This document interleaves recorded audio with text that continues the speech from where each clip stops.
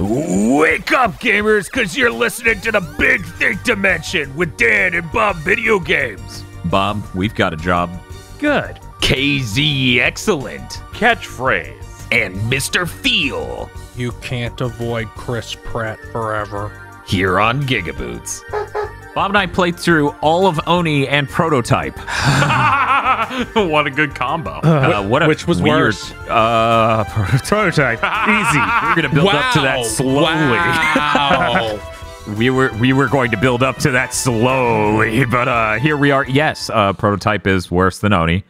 Let's talk real quick about Oni, though. Sure. So Oni is a chunk of a game. How long to beat? I believe said 11.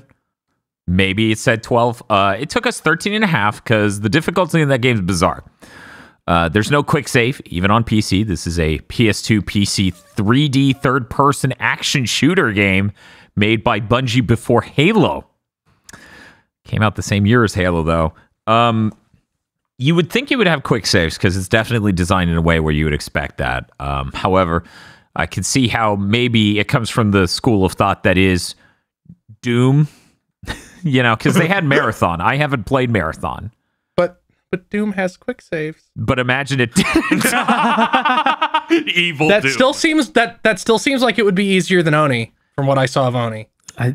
Yeah, I haven't played enough Marathon to know how that would go specifically. But in the case of Oni, so here's the thing. Some levels are just giant buildings they made. There aren't interesting things on most of the sides of this building. It is completely symmetrical on every floor. And you need to figure out where they hid this tiny thing that you need to pick up to go to the next part. There's an entire level that is this.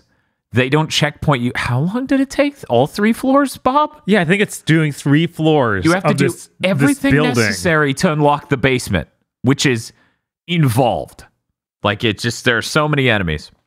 And they will checkpoint you finally when you unlock the basement. Once you unlock the basement, you've done the first 4/5 of the level. So most levels end up having checkpoints kind of like that, where it's just really far apart, like insanely far apart checkpoints. And the worst part is the checkpoints save your health.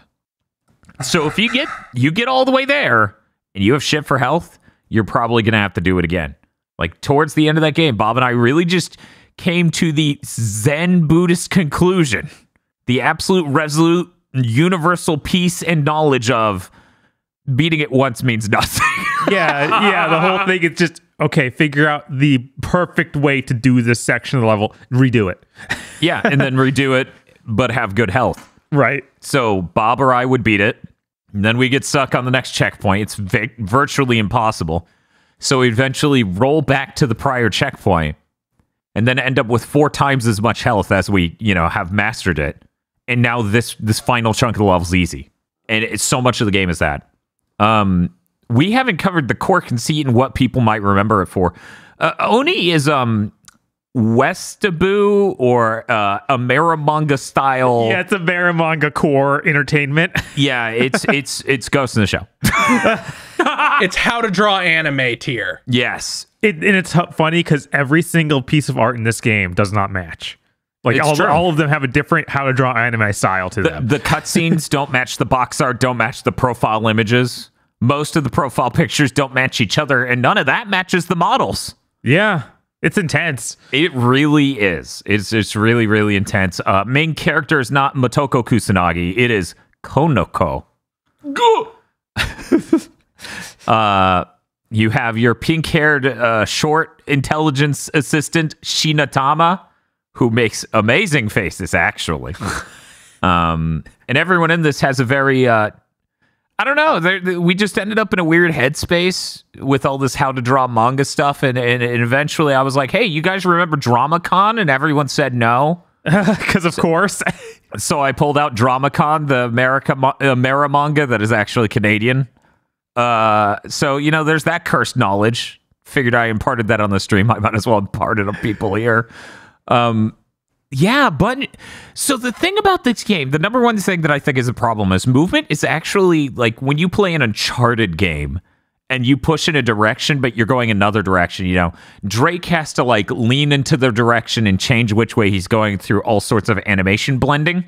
Right. Imagine it's that, but like Konoko's sort of driven like race car logic. So if you push left and she's running forward, she has to rotate herself left, and she has momentum like a vehicle. So this means when you're doing all this melee stuff and someone's in front of you and slightly to the left, you can't push left and hit melee because one, she'll probably run forward to go left. And two, if you push left and melee at the same time, she will do a side kick. It's really terrible. Or a side elbow. You have options. There are multiple different things. She has so many moves that are not helpful. She has like the kick from Double Dragon in midair, like the Sanpikak basically from Street Fighter, right? But in one place instead of moving forward. And she has an uppercut, and both of these are really finicky to pull off and kind of terrible.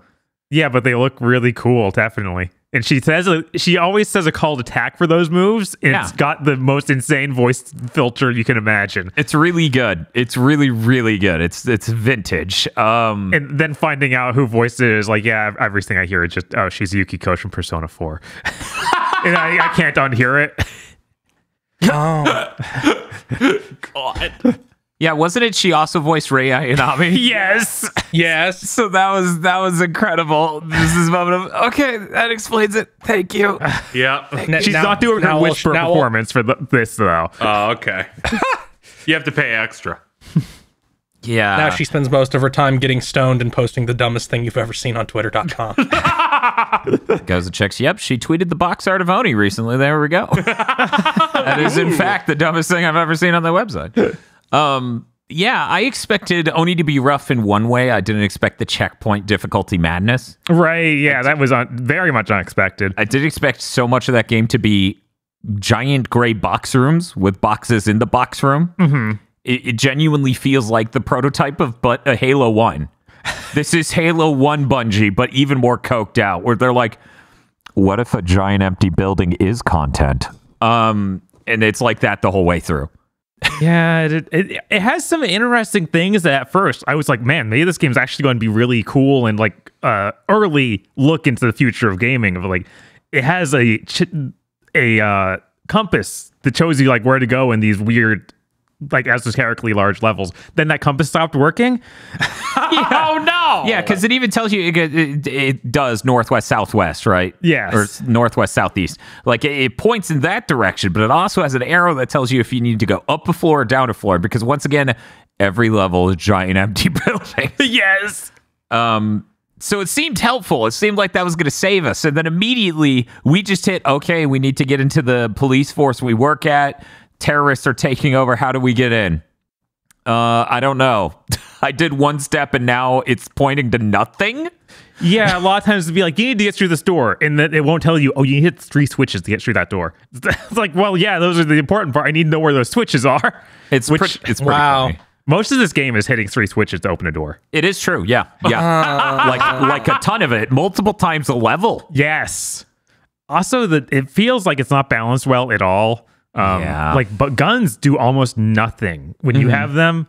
They can murder you if other people have them, but yeah, you're made of tissue. Yeah, and then melee also just like people take way too many hits.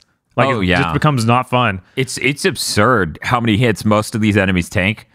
So the real winning strategy is to find the gun that shoots the slowest moving death orb possible and use your melee to stick them in place until it floats into them slowly and kills them. Yes. And hope you get enough energy to keep using that throughout an entire level. So my favorite level in the game was that one. It was a giant fucking level, but since I had that death gun, it was easy. That gun doesn't get introduced to like the last 4 levels. I know. It's ludicrous. It is absolutely absurd. It is. We were talking about, this is just the gun from Aqua Teen. Yes. Like it's the Moon Knights shooting the big ball of death. Like, oh, you're doomed now. You better just sit there on your ass because it's coming for you. Why are you standing? Stop moving away. Yeah, no, it's something. But there is something neat in the core of this game. Yeah, I think there's lots of really neat things that if they did a sequel, this could have been great. Like every cutscene image is so good, right, Bob?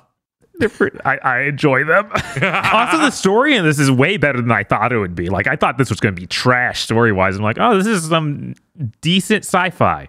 Yeah, until the very last revelation, it was actually really, really decent sci-fi. Right? And then they have the dumbest way in the world to phrase a thing, and I'm just like, Yeah. you can have that same idea and not say it the dumbest way possible, and it would have been fine. Right.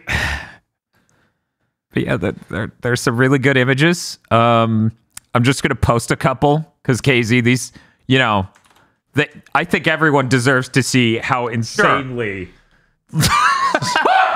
and then there's my favorite game over screen, because the game over screen changes most of the way through the game. Like you're 80% through the game, and then it changes to this, and I start losing it. That one is really insane to me because they obviously traced a guy from Yu-Gi-Oh! Okay, I thought it was a totally Spies artwork. Dude, I was about to say it. I'm like, these are just totally Spies screenshots. Yeah, no, like different. Like, there's images. a dude with that exact same hair in the first season of Yu-Gi-Oh! And it just looks exactly like they traced it. God damn it! The first game over screen just reminded me of, did we get everyone in the shot? Like, as a concept? Yes. Oh, this is real bad. No, it's terrible. It's like the world's worst version of modern movie posters. Why are the Killzone people here? I don't know, because the majority of enemies in that game are just the soldiers from Final Fantasy VIII, right? Or was that Prototype that stole that? I'm trying to remember what game we played over the weekend where it was just like, yeah, that's just lifted entirely. I don't remember. It kills me that your boss in this is literally Aramaki from Ghost in the Shell. But it's drawn horribly. But drawn horribly and voiced by Keys. Yes, he is Captain Keys from Halo. Yeah, I was all the way through the game. I was like, man, we should have had the girl who plays Konako play Cortana, so this could feel like a direct sequel. Oh, that'd be exceptional. So this game just feels like it has the exact same energy as that Diesel comic from the 90s that was just Stardust Crusaders. Where they just entirely ripped it off and redrew over. Yeah, it definitely feels like that. Was Big O out by the time this was out? I don't know. I'm going to post this image of Konako's I don't sassy know. talking and move on over to, let me look it up, Big O. Because Big O, Big O was 1999, so it would have been probably too close for them to have ripped it off. Okay. Yeah, they would have had to import it. Yeah, there's a lot of the same sort of like, hey. Yeah, it didn't air here until 2001. So. Right. So I guess it's just coincidence they also went with the dome environment in this post-APOC world. Yes. Which, isn't, obviously is not invented by Big O. It's definitely invented by Big O. Ignore Bob. Yeah, no. I feel like there's a version of Oni that controls a bit more like Jedi Academy or Jedi Outcast, where the movement feels better and you don't rotate in a weird way. Yes. Where the move set is a little bit more sane to pull off. You need a grab button. That would have helped a lot. The grabs look cool. They should have been on a button instead of like fighting game commands of punch, beat while you're right next to them and hit forward. It's like, that's insane. Yeah. And like if they fix the balancing, right? Mm-hmm. Or at least just let me quick save. If I could quick save, I could retain my sanity. Right. But yeah, it was fine. It was enjoyable. I really enjoyed playing through it, but I don't think it's a good game. 2 days later, we played Prototype through. Yeah. Oof. Nobody ever said anything to prepare me for it. So 70% to 75% of Prototype is a vehicle mission. I'm like, what? What? Like, you're playing as a super-powered dude in a city. Yeah, right? Could you imagine if Infamous was Cole McGrath getting this chopper and shoot down this building? Like, come on, you're a bear with a bird in your backpack. Why are you getting in a car? Yeah, we're going to get in the car, and then it'll become Blast Core. Yeah. Most of that game is blowing up the same building over and over, too, which is Really bizarre to say, but actually true. It's one building they've modeled that has these pustules on it that spew out orbs and bad guys. And pistules? Yeah, Ooh, and you the piss rock. and then you just shoot it and it blows up. And they made this animation for it blowing up. So I guess they felt like they needed to use that 20 times. Yeah, we saw that at least 9 times playing through the game. A lot of the time, the same building became this corrupted building. Also, something weird about this, it's an open world game. You have superpowers, right? Yeah. There's like one main quest line. Yes. And it feels like you're getting these quests from NPCs that should be giving them to you in parallel, kind of like Ghost of Tsushima, right? Right. Or GTA. Right.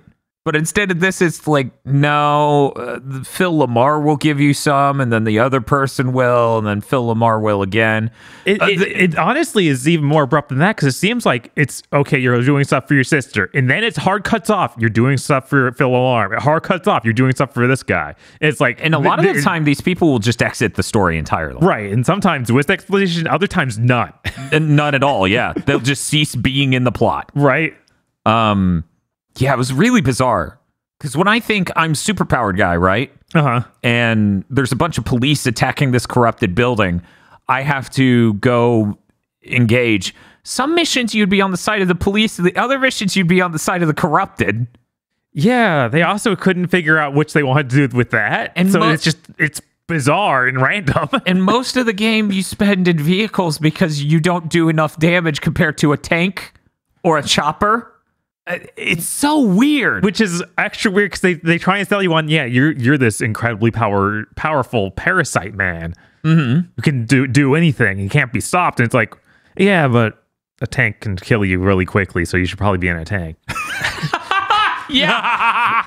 Yeah, that's bad. Yeah. Because even in the times it's like, you should be in a tank to fight these other things. It's like, no, you should hijack that tank so it stops shooting you. Right? Is kind of the point it gets to. It's very bizarre. Nothing anyone said, positive or negative, about Prototype prepared me for what that game's content was.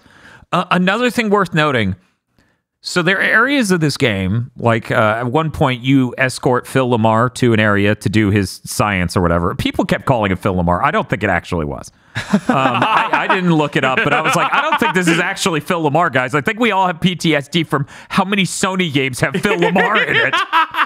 Which is great. They need to give him a game where he's the main character. Yes, God, please. yes. Come on. That'd be so good. Ghost 2, baby. Get Samurai Jack. Anyway. Man, they could do I think his name's Yasuke or something. The story of like the black man who was in Japan. The Obsidian Samurai. Yeah. Dude. That would be really good. That would be fucking Phil. Jesus. Anyway, so... we guide the scientist to a lab, and he needs to perform experiments on this corpse, but we have to protect him while he does that because now all these corrupted mutants are starting to attack the lab. So there's a giant wall of glass, and if they hit it or you hit it, it does damage to that. So you're defending them and trying to fight them away from the glass, which sometimes will work. They'll come to you, and you defeat them, and this mission finally ends. You know, like, great, I lasted 3 minutes. Shortly after that, you'll do another mission, which has to happen in that same pocket dimension space of in front of the lab. And then much later in the game, the same thing will happen. And it started getting weird. And I was like, why do we have these pocket dimension areas? And then we continue to notice every cutscene in the game doesn't really connect to the game all that well in what happens in the game. So like at one point, it'll be like, okay, you successfully completed the objectives of this mission. And then Prototypeman just gets sprayed with a drug and then falls over. And they're like, good, let's take him to the chief. Cutscene starts. Prototypeman sassily walks through an office door. We're like, wait, what? Chat's like, he was faking it. I'm like, that's not in the game. So it's like insane. Like the amount of this does not connect to that every cutscene in the game has. And then on top of that, we have the combat arenas that don't exist in the open world. And then I start to realize the only thing that exists in the open world is the tops of buildings. In those same 3 corrupted buildings we keep blowing up, and I start going insane. I also want to point out, this has like the worst mini map I've seen in any open world game ever. Okay, why is that? It's just a grid of streets, but it doesn't show even half of the streets that are actually in the game. Yeah, that's true. Oh. Yeah, so it's just like I don't have any landmarks on this at all. I don't know what a turn is because it's literally just you have a black blocks and gray lines around it. And you're like, that's what your city looks like, I guess. I'm like, it's not though. Yeah, like It's not at all. You can see, and it'll be like you need to get to this area over here, but there are no turns. And it's like, yeah, there are. They just aren't on the map. Yeah. It's kind of funny. It's like, it just seems like they used an incomplete picture for that. Just like, yeah, just put it in, it's done. We played the PS4 version of this, which sadly was still locked to 30 frames per second. I have to wonder how much how the original version ran, because I'm sure it was rough. Yeah, there's no way it locked the 30 like this did. No, there's no chance. Yeah, this game was confounding. I didn't expect this.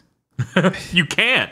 Like, You can't come in ready for that. who expects it? I mean, you look at the cover and it's fucking Prototype Man with the crazy hook arm trying to look like a total badass, right? Right. Who thinks that guy's going to get in a chopper and shoot a building 19 times? This is from that team that did the Hulk game. Hulk's not getting in a car. And that was another element of this, is as we're playing through this game, we realize, oh my God, this was definitely supposed to be a Venom game. Yeah. Oh yeah, Because like I all got these that in powers frame one with tie the way into they Venom. animate it. Yeah, well, they use the same animations from the Hulk game. He literally runs and jumps and everything exactly as he did in Hulk Ultimate Destruction. Yeah, I just meant like that intro cutscene where the tentacles are coming out, and like that's Venom. That's how Venom looks. Yeah, it's insane. It's just like all these powers tie into Venom. All these things seem like stuff you would develop because of that. And then at some point, Marvel just went, nah, we don't want to make the open world game where you eat people. Right. It's weird. Venom gets in a car. Yeah, Venom gets in a chopper. I have to assume Activision made them put in these vehicle segments. Like, that's the only thing that makes sense to me. Dude, the rest of this game is so bare bones. I know. Part of me thinks Activision did it so the game wasn't 4 hours long. Maybe. Yeah, I don't know, man. This thing is such a nightmare. It's crazy too, because so much of the edge of Prototype, from the image and marking and everything else, led me to believe that, you know, Cole McGrath, that guy's a puss. Now this guy, he's the cool one. But then you play the game and it's like, nah, like 2 hours, 3 hours in, he starts having a psychotic breakdown almost. And he's no longer cool guy for the entire rest of the game. Yes. It's like, what happened? Yeah. And it's not an intentional writing decision, I don't think. It's just they had an idea for what the plot was and didn't think about how much that grows a chasm in the tone between what they're selling the character based on and what the game is about. Right. That was my... I feel like you could have done that twist and still had him embrace what it was and still be edgy, cool man. And instead, it's just no. He basically has no character. It's really weird. It's super bizarre. Super bizarre. I'm going to talk about the twist for 1 minute. If you care about Prototype spoilers, skip forward 2 minutes in the podcast. So the major twist with this game, which it's not an impactful one, I don't think, but it seems to be one that our main character really struggles with, is that the original guy he infected died, and he's just the virus. And since that guy was his first victim, that's why he took that form. And so even though you have all of his memories and everything else, you spend the whole game with your main character being like, but I'm not him, I'm the virus. What does that mean? Who am I? There's no like resolution to this. There's no development of this. It's just, oh, I'm not a badass. I'm just some guy. And then you find out, wait, that guy was a terrorist. Oh no. You know, Yeah. how do you think Prototype 2 ruins this character? Because I've heard people say that, so now I have to wonder how. People keep saying it ruined his character, and I'm like, by the end of this game, you find the original human, well, actually, he's a terrorist. And then you find out you're not even playing as that. So how the hell could the second one ruin that character? Well, this virus man has a heart of gold, and he saved the city. That's what that ending cutscene told me, yes. Yeah, it's insane because Does it show it, or does it just tell you and like, trust us, bro? It tells us the game, in fact, was us saving the city because we stopped a nuke from going off there. There's this game. Ignore the fact that right before that, it's like 68% of the city is literally the virus. Yeah. Like infected and dead and becoming monster zombies. And you keep stopping things that'll stop the spread of the virus. Like you stop the things that would kill things with the virus because you have the virus. Right. So most of the game is not you saving the city. Yeah. But you stop a nuke from going off there, and now we're going to just say, oh, he saved the city. It's insane. Honestly, though, number one complaint is playing it feels bad. Yes. Like, it feels terrible. People complained about how Cole McGrath feels platforming in Infamous 1, and that was so much more tolerable than Prototype Man's insane platforming. Like, you need to do the running. You can't just like swoosh to the top of a building. Hulk can do that. Everybody told me this game was just that game again. He can, but when you run up to the top of a building and you want to like get off on top, the problem is you're now rocketing at a 90-degree angle from what you used to be. So you've already flown off the other side of the building. There's like and this applies even to the smallest platform. So say there's like a little balcony you want to get on. That's basically impossible. Yeah, you can't go up a little. You have to hold R2. He will do the Insano run, and then he'll launch himself off like it's a Tony Hawk ramp, like it's a kickboard or whatever. Yeah, and there's a way to like shove your hands into the wall and climb, but that also just feels terrible. And you can do it to tanks for some reason. Yeah. There was a part in the playthrough where you literally shoved your arms into the side of a tank and just sat on it curled up. I'm like, oh no, he's stuck. It's like Banny. His claws are stuck in the tank, and I need to help him get out. Yeah, Prototype. That's a game. I'm done talking about it. Yeah, that's fair. I think I've said everything I wanted to say. I didn't play any other games over the last week. I, however, consumed 2 entire comedy series on Netflix. Oh. I would not recommend saying watching the series. I think you should leave. Oh no. First 2 episodes are all right. From there, oh boy. Murderville's really good. Everyone should watch Murderville. Oh good. At least there was something decent you could like grab onto. Yeah. No, it's good to get... Yeah, Netflix has some good surprises sometimes. Oh yeah, Murderville's really fucking good. The Murderville brings Netflix's success rate up high enough that if they doubled it, it would be a passing grade. Exactly. There you go. I know, right? It hit streaming. I watched the Smiling Friends Adult Swim show. Is that on HBO Max? Yes. Okay. Yeah, it's like 8 episodes, including that one old pilot that had Mike Stacklasa. Yeah, that had Mike Stacklasa. Yeah, and they're just the length of like Aqua Teen episodes, so it's basically like 4 full-length TV episodes. Yeah, okay. Yeah, you got like 8 little 11-minute things. I really enjoyed that. Not all of it hits really hard, but some of it hits absurdly the hard. Frowning Friends episode is Yeah. unbelievably funny.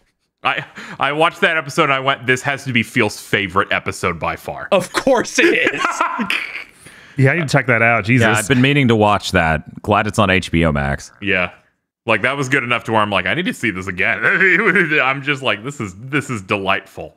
And I'm glad that they already approved that for a second season. Oh yeah, Good. That's what gave me extra confidence in just binging that for like the 2 hours or whatever Yeah. last night.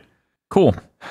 I was just going to say on the Murderville thing, the conceit's really good. People tell me it's based on a British show, but I haven't seen the British show, so I'm going to describe it in a vacuum. Murderville, whole thing's a murder mystery. It is scripted, except for the celebrity guest host who has no idea what the script is, has to come in and improv everything, has to solve the mystery. It's a really good setup. First episode's Conan O'Brien. Yeah, and the main guy, the main character of the whole series that gets the new partner every day because that's the way they frame it, right? They're like, we got you a new partner. He's like, oh, I don't need this. That's Will Arnett. So Batman in the Lego movies and BoJack Horseman. God. It is really good. I really enjoy it. Episode 1, Conan O'Brien. So it's like, it's a comedian. It's funny. And he starts trying to, you could tell he's trying to put Will on his back foot. So for the rest of the episode, Will just starts fucking with him more. So in the middle of, like, they need to go and interview this waitress who used to be an assistant to the magician who murdered their new assistant, but we think it was rigged by someone. Maybe it was the old jilted assistant. So they're interviewing her at her new job where she's a waitress. And Will Arnett just keeps putting hot sauce on Conan's food. He's like, oh, you need to have the sloppy Rito, extra sloppy sauce. Here we go. And he just keeps putting the hot sauce on it. Conan's like, can you stop? You can see his face turn red as he's eating this. And the waitress is like, are you enjoying your food? And he's like, yes, I'm enjoying my food. He's trying to ask us salient questions about the crime while basically having a heart attack. It's really damn good. It is excellent. I enjoy it. I think there's only like one actually bad episode in the set, but even it was enjoyable. Because, you know, once again, the whole thing is they don't know the script, right? And they get a list of different celebrities. Conan's first episode, he's a comedian. Second episode's football player. But they get to this one person who's like episode 4 or 5 or something. She just seems terrified the whole episode.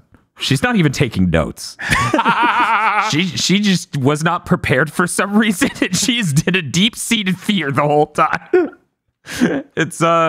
It's really good. I hope that gets a second season. Anyways, that's it for me. Hey, Bob. Hey, You play video game? I mainly didn't have time to play games outside those two we played in those 30 plus hours of streaming. Yeah, we did 30 hours of streaming on the weekend. So Yeah. Other than that, I played more of Arceus.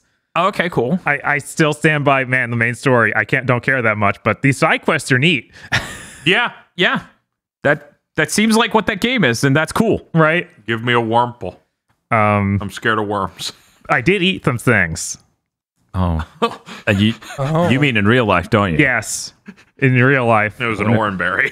I tried the Batman calzone. Yo! Oh no! It's debate. Why did you eat Batman calzone? Hey, Look, it's important. I heard it was good. Yeah, So- this is based on the new Batman that apparently jacks it constantly. Apparently, that's what I've been told by people who would know the guy portraying him in the movie. He's like, he does it 3 that times a make day. every fucking thing Robert Pattinson says about the movie makes me like, don't make me want to see this. I want to see what freak shit you did.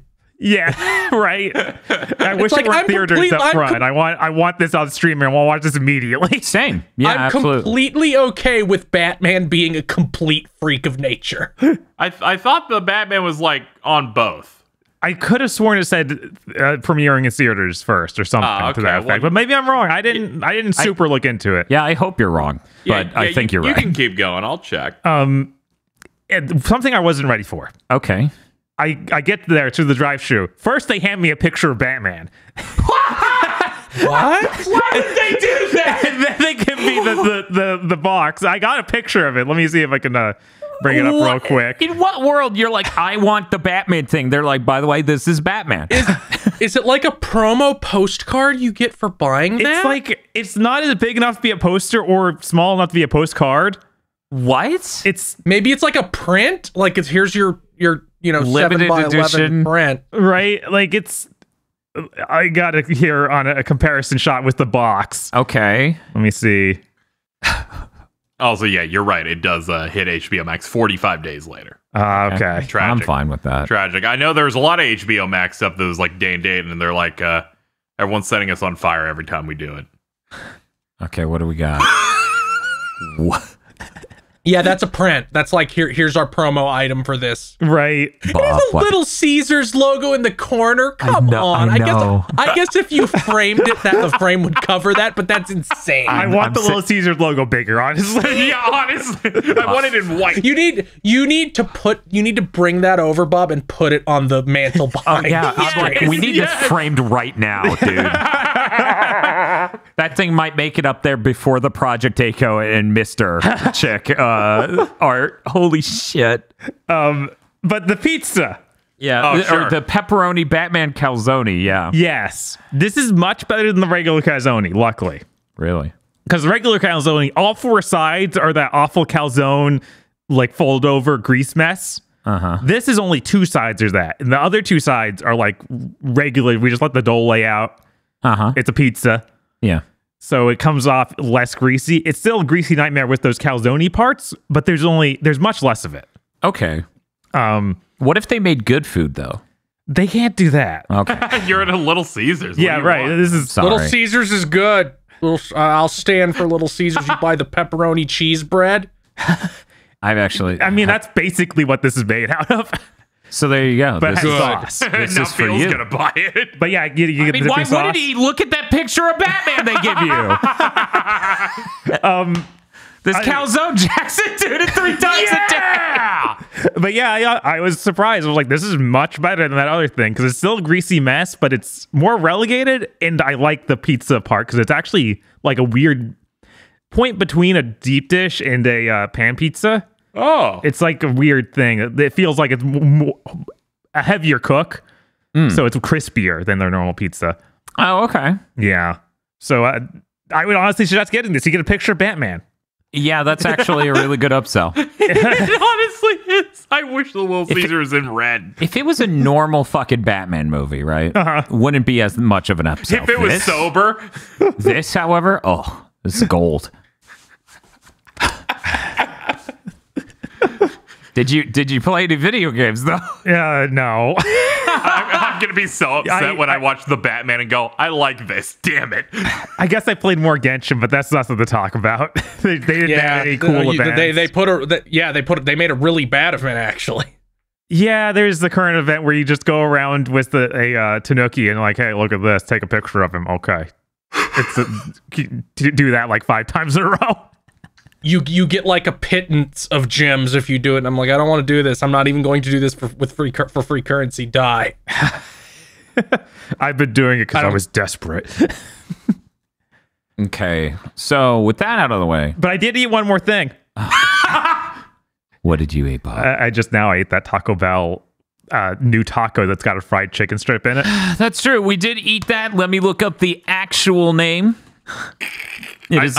I didn't know you were getting that because I was tuning out, I guess. So I just saw it in the menu. I'm like, ew, what the fuck is this? Scroll. Let me get a soft taco instead. So Bob, Yeah, what's up? what we got was the Cantina Crispy Chicken Taco with Chipotle. Okay, sure. Chipotle. $2.39. Describe it, Bob. They took a chicken strip from KFC, put it in a soft taco. Done. Done. Oh, okay. Yeah, it that's was a good chicken strip from KFC, though. I don't know if they sell those anymore. It's Yeah. fucking weird. It might be the only time I ate like a soft taco from Taco Bell, and it's been filling it all. Yeah, It was weird. Huh. Yeah, I don't know. It's fine. right? That's good. Nothing bad. We polled everyone here of whether or not doing the Taco Bell trip was going to yield anything good, and everyone was against it. Yeah, everyone was like, "This won't go well, Dan. Don't do it." And I'm like, but I want Taco Bell." I was like, this won't go well, but you should do it anyway. Ethan Shabowski video made me think about Taco Bell again, so I need to try it. And then I got the Crunchwrap, and I'm like, man, Crunchwraps used to be good.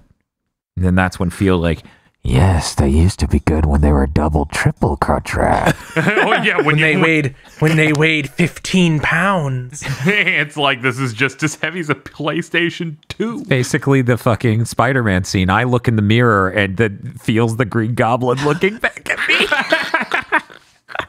The heart, Osborn. What? But yeah, I was surprised this was fine. Normally with fast food experimentation, you end up at terrible or really great and undoubtedly will disappear. Right. This was fine and seems like a good addition to their menu they should maybe keep doing. So of course they won't. Right. Of course. Just like the Triple Lupa or Chalupa XL. What was that one where it's like they had fried cheese around the no, it's a double layer taco, but there's fried cheese between the 2 layers.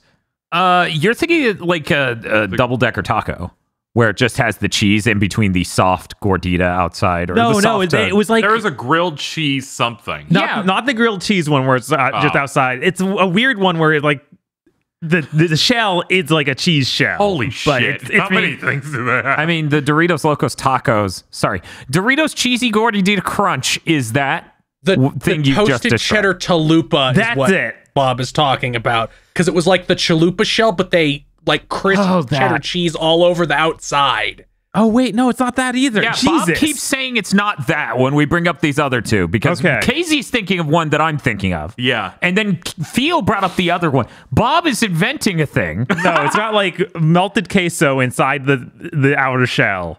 It was like a heart attack. I can't remember what else it had. Do you think Was the outside super greasy? Yes. I think you're thinking of the thing me and KZ are thinking of. Do you think non-Americans just go insane listening to us? I think anytime No, we they talk have even about fast weirder food- shit. Oh, They have okay. even like every country other than America gets even more insane fast food things. Like the Venom cheese wasn't American. The what? Venom cheese. The Venom cheese? Oh, Do you not God, remember I've the seen that. Venom cheese? Okay, No. the quesalupa is what I was talking about. Oh, Sorry. yeah, the quesalupa, yeah. Oh. Yeah, I think that's the one I was thinking of. One moment. Yeah, that's what I was thinking of. The outside of that's so fucking greasy. Yes. God, it's disgusting. The Venom cheese. Yeah, Venom cheese. Oh! Yeah, I saw that a few days ago. I was like, this is bad. What? Why don't you want activated charcoal and mozzarella? Oh, mark this. I'm putting it in. Oh. That's from 3 years ago, so it Oh. wasn't even from America, so you certainly have no chance of eating it. But Ugh. I would have a nightmare. I'm curious. Yeah, no, I would eat it. I would eat it. It's a mistake. It's like, why'd you make the cheese look like squid ink? Oh, well, sure. Hey, whatever. At least it's better probably than that. What was it, the squid ink burger that Burger King did, where it was the bun was entirely yeah, black. the bun was black. Yeah, Man, that would have been salty as hell. I remember seeing ads for the samurai burger in Japan. I was like, from McDonald's. I was like, this looked pretty good. Samurai burger? Yes. What is special about this? What? These just look like fucking sandwich. Like one I think it's moment. got some sort of soy sauce. These. Okay, it's got a teriyaki sauce. Okay, one moment. Oh, is this a interesting? Okay, all right. I would eat a burger with teriyaki sauce. Yeah. That sounds really good, actually.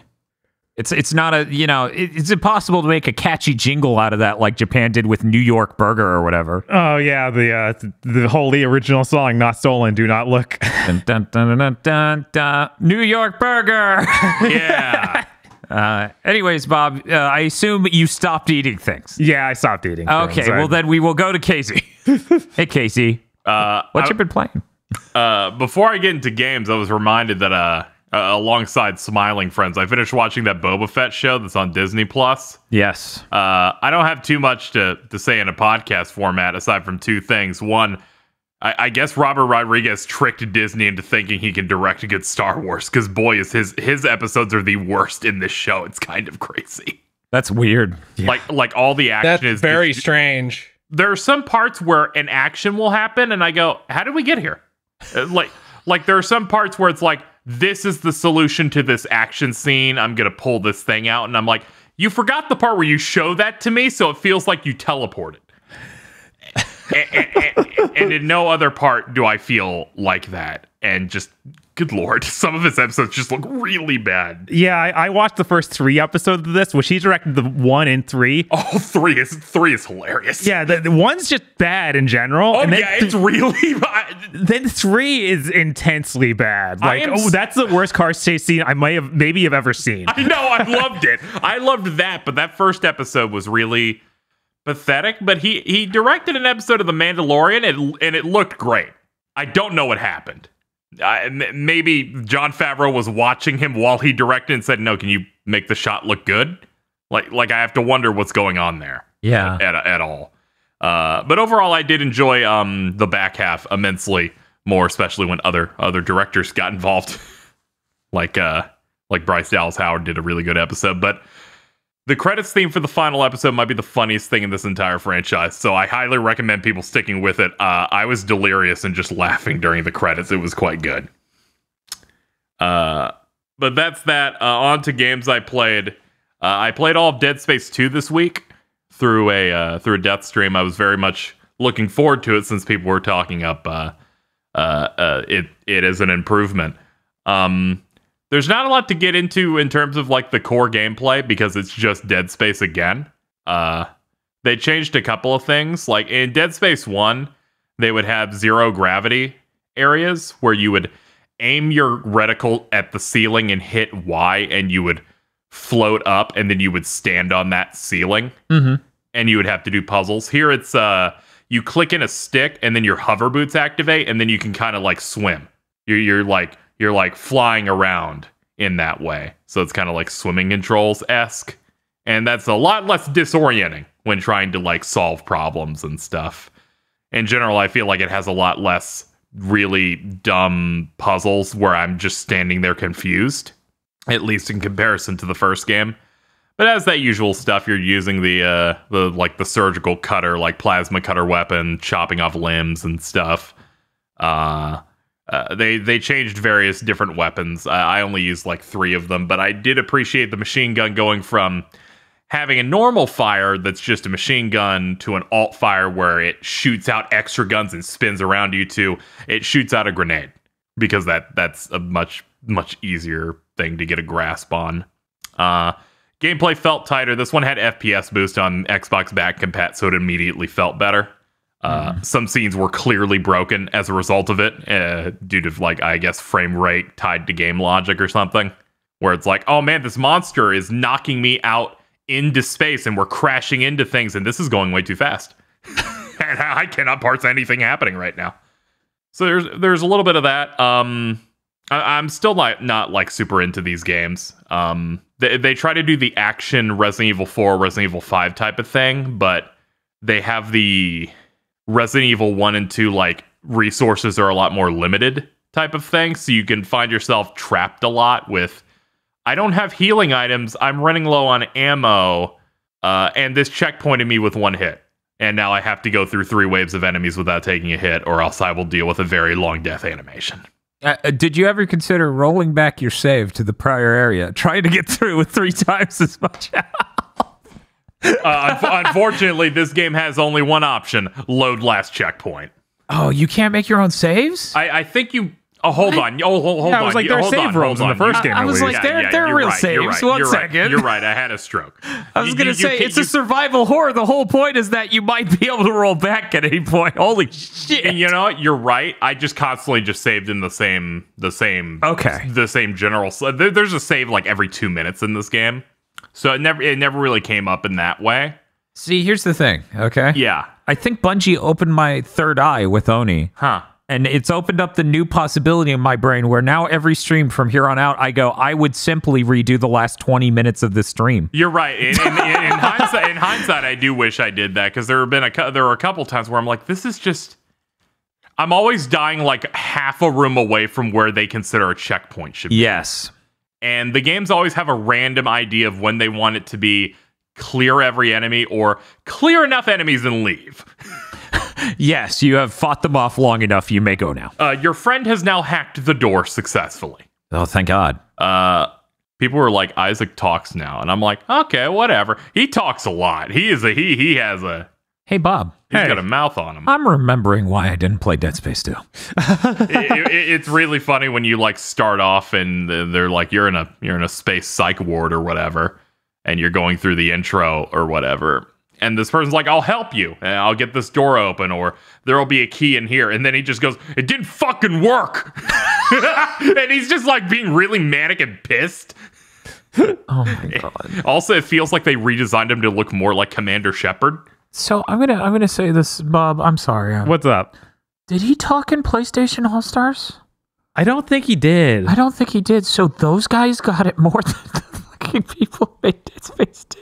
It's really funny because you have regular people who are like working with you to get you out of there and deal with the threat of this game. So Isaac's literally just conversing the entire time instead of what he did before, where he doesn't say anything at all. Yeah, which I'm like, I don't know if I'm necessarily against it, honestly. Where I'm just, but it's just the stuff he's saying, where he's just like, "Fuck." That part I thought was funny. The rest of it's just like normal, like conversation. We need to get out of here. This type of thing, or what's currently going on. You know, and it's, you know, some crazy. And overall, I feel like the from a story perspective, they both kind of oscillate in my head. Where I'm like, I'll slum. Yeah, I don't think either are very remarkable.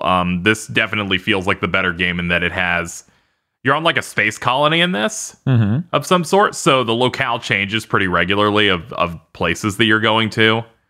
So they're like more interesting sections. Like one of them is literally a space cult church that's based off Scientology.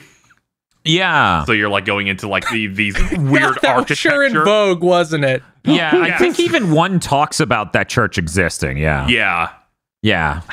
I can't remember how much, though. It may have just been in the notes. But yeah, I remember them just doing a shitload of, Scientology in the first one. And then the second one, I guess they actually go there. Yeah. When you described that layout, I just like flash back to Metroid and like there's 4 sections to this space station. Each has a biome from Metroid 1. This is the Isaac's dead wife portion. Yes. As it turns out, that's the whole game. Because he's constantly having hallucination moments because they're like, Isaac has dementia. Oh. So then it's like white woman appears with light coming out of her mouth and eyes just to yell at you throughout It's like the entire game. Isaac, you need to go to therapy. do you want to buy a humidifier, Isaac? It's really funny because they have the most hokey, maybe 9-second resolution to what he's dealing with that I'm just like, is this like a fucking Spider-Man cartoon that's going to end in the next minute? Yeah, they got to fit room for the drug PSA, too. Yeah, he literally explains his character and everyone's like, oh, okay. Which, it's really funny. But overall, it's basically the same as the second game, except a lot more polished, a lot better areas and designs, and the weapons are improved. But the core gameplay still feels like the same. I like the suits. The suits are a little bit more varied, so that definitely felt nice. But that's all I've got for Dead Space 2. Real quick question. Huh. You're going to do 3? Yes, I'm going to co-op 3. Okay. Yeah. I will see how that goes. It will either be a good experience or the worst one. I will find out what happens of 2 human people break the game's knees, or they compensated so hard that this is the worst game I'll play this year. That's like a major AAA game of the time. Oh, that wasn't made by the 2 human people. Because 2 humans, Silicon Knights. Mm-hmm. Okay. Yeah. I misunderstood something you said, I guess. Oh, I was talking about 2 humans. Oh, two players. Okay. Me. I was really trying to figure out where when you said were 2 coming. human people, I'm like, the 2 sorry. human people didn't make. I'm so sorry. I was like, what the fuck's going I on? fucked you up so much that I locked you in a room I couldn't get to. I was like, what the fuck? That wasn't made by them. But yes, with 2 players. with 2 players. Yeah, I have to. I mean, it's also a giant dev change, right? It's not made by the same people, is it? I think it's still Visceral. Okay. Got it. It's just Visceral being managed and I forced into making a game that focuses on crafting and action co-op. I feel like there's a weird thing where they started calling 3 different studios Visceral or something insane. Yeah, I because think EA that's did what a lot of Sounds like EA. yeah, they did a lot of deflecting of stuff. Oh They also god. released Dante's Infernal from Visceral. Someone literally asked me, "Are you doing Dante's Inferno?" And I was like, "No, What, you don't want Kmart God of War? no, I don't." It was okay, I think. It's really edgy. I need to play it more at some point. Yeah. One might say it's the GoBots of God of War. Okay. The other game I played was Sifu, which released this past week. Cool. I put a few hours into it to get a grasp on it. I feel like if I didn't watch reviews first, it would be even more evident how badly explained this game is when you like jump into it. So like the basic you jump into the game and it's like the basic like revenge story where it's like, oh no, your like parent or master has been taken out and you've been left for dead. And then some years pass, you're like 20 years old now, and you're gonna go and take down this evil group. And they each have their own like ring. They're like a big criminal ring, and they represent different. And they have different things they're working on. And you have like your detective board that this is how they're connected. Here's the evidence of the things they're doing, and it's 5 stages that you're going through to try and take them out. And the basic concept of this game is like you go to the first stage, you're doing kung fu fights, taking out a bunch of enemies, trying to get to the end of the stage. If you die, your age goes up, and you have this charm that has 5 medals on it. And every time you age past 10 years, one of the medals breaks, and it goes all the way up till once you hit the age 70, the last one shatters, and then if you die one more time, it's over, and it is a hard game over in the game. So the idea is just trying to get through all of the levels as young as possible because your age carries over between each level. So the first time I beat stage 1 at age 32, and then I eventually aged out in that second level. And it can get really dangerous when you start dying multiple times because the counter goes up. So it's like I died again, so it went from 2 to 3, which means if I die again, they're going to age me up 3 years, and then the counter will go up to 4. So it just becomes this thing. If you're face rolling on the same thing, you will age very, very quickly. However, there are enemies in the area, like mini bosses or large encounters, where if you take them out, it lowers that count so that you can reset. So if you're doing pretty well, it's very easy to keep that at 1 or 0 and that type of thing. Everything about like the progression and how it works just feels like they really didn't explain a lot of that stuff well. I feel like I learned a lot of the stuff just from watching reviews as opposed to the actual game, because it also has the roguelike element, which is just if you upgrade something enough, you keep it. So if you wanted to like start all over from stage 1, you'll have that ability. But that's the only aspect that kind of reminds me of roguelikes, because everything here is set. There's no randomization in this game. There's nothing like that. There's no random item you collect. One of the things from a review I watched it sounded like if you wanted to, you could redo, say you start at level 2. Yeah. Okay, so you can just choose which level you want to start at, and then you say whatever age you were when you got to that level. Yeah, so for example, I beat level 1 at 32. I go to level 2, which is like the John Wick-esque club level. And I'm like, I want to try the first level again because I'm a bit more experienced. I beat it at 25. It then overwrites the old one. This is your new record. You will always go into level 2 at 25 now. Okay. So it becomes this thing of, okay, I feel like I'm too old in level 4. So I'm just going to go back and to whichever level I feel like I fucked up the most, and I kind of want to like overwrite that. That's exciting to me, because when I hear roguelike, I expect do the whole game again. It's like, no, I don't want to do that, but I'm fine with replaying one level over and over again until I perfect it. Like that's ideal to me. Yeah. There's a lot of stuff that I think is pretty smart and interesting with that. There are upgrades that happen on a run basis though, where it's as you're fighting and as you take out enemies, if you like don't take hits and you're doing it quickly, you get a multiplier that goes up to 5, and that adds you to your stage score. And you'll hit shrines. There's like 3 or 4 of them in every stage, and they give you an upgrade that's in 3 different groups, and you can only pick one upgrade across the whole thing. So it's like you could pick something for one of the categories, and then you're out. One of them is based on the experience you have of beating up enemies. One's based on the stage-based score, and one is based on age. And they have stuff like weapon durability. You can choose this one. Your weapons will break less often. But once you're past age 25, you cannot pick that upgrade anymore. Huh. So you'll want to pick it early on if you want to invest in that. And then there's one for it's like if you do a takedown, because this game's gameplay is you're doing kung fu fights, but it has a Sekiro-esque posture system. You break that posture, you can insta-kill them. And when you insta-kill someone, you get some health back. And there's an upgrade that goes up to, I think, age 50, maybe?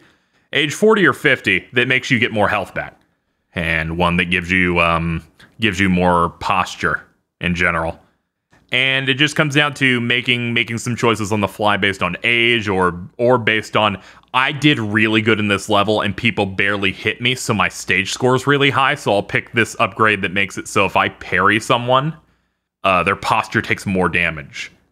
And that one's pretty expensive. I think it's like 4,000 points. So it's very hard to get, but very valuable. So it comes down to showing a mastery of these levels to be able to do that. I think the combat's really, really good. Just you're going with light and heavy attacks.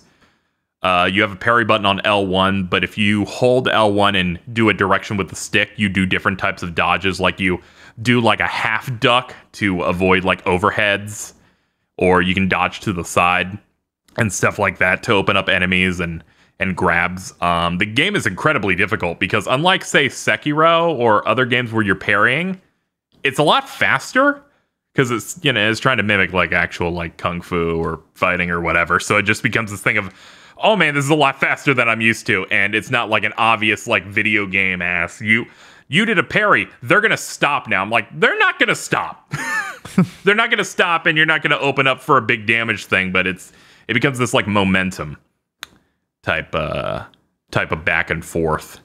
Additionally, as you're going through the level, you're getting clues that are added to the detective board to tell you about whichever criminal you're going after. Like the first one's the botanist, and it's in this like rural like apartment warehouse level with a lot of like drugs and stuff being made and stuff like that. And you'll occasionally find items like a key card, and this key card lets you open up a certain door, or a key that lets you open up this, to the degree that once you get all of them, you can skip 75% of a level. So if you're having trouble with the boss, you can get the keys by the end to skip a large portion of it. So you can just get right to that, which is really useful, especially when I was hitting the club, which is the second level, and I was doing really badly against that boss. And I realized, oh yeah, I can just skip like 70% of the level now that I have access through some key cards and stuff, because that's one of the few things that permanently carries over after you've gotten it. So that let me go back, get to it a little easier. I have to learn to play a little bit more defensively, especially against bosses. You cannot wail on them; they will break your knees.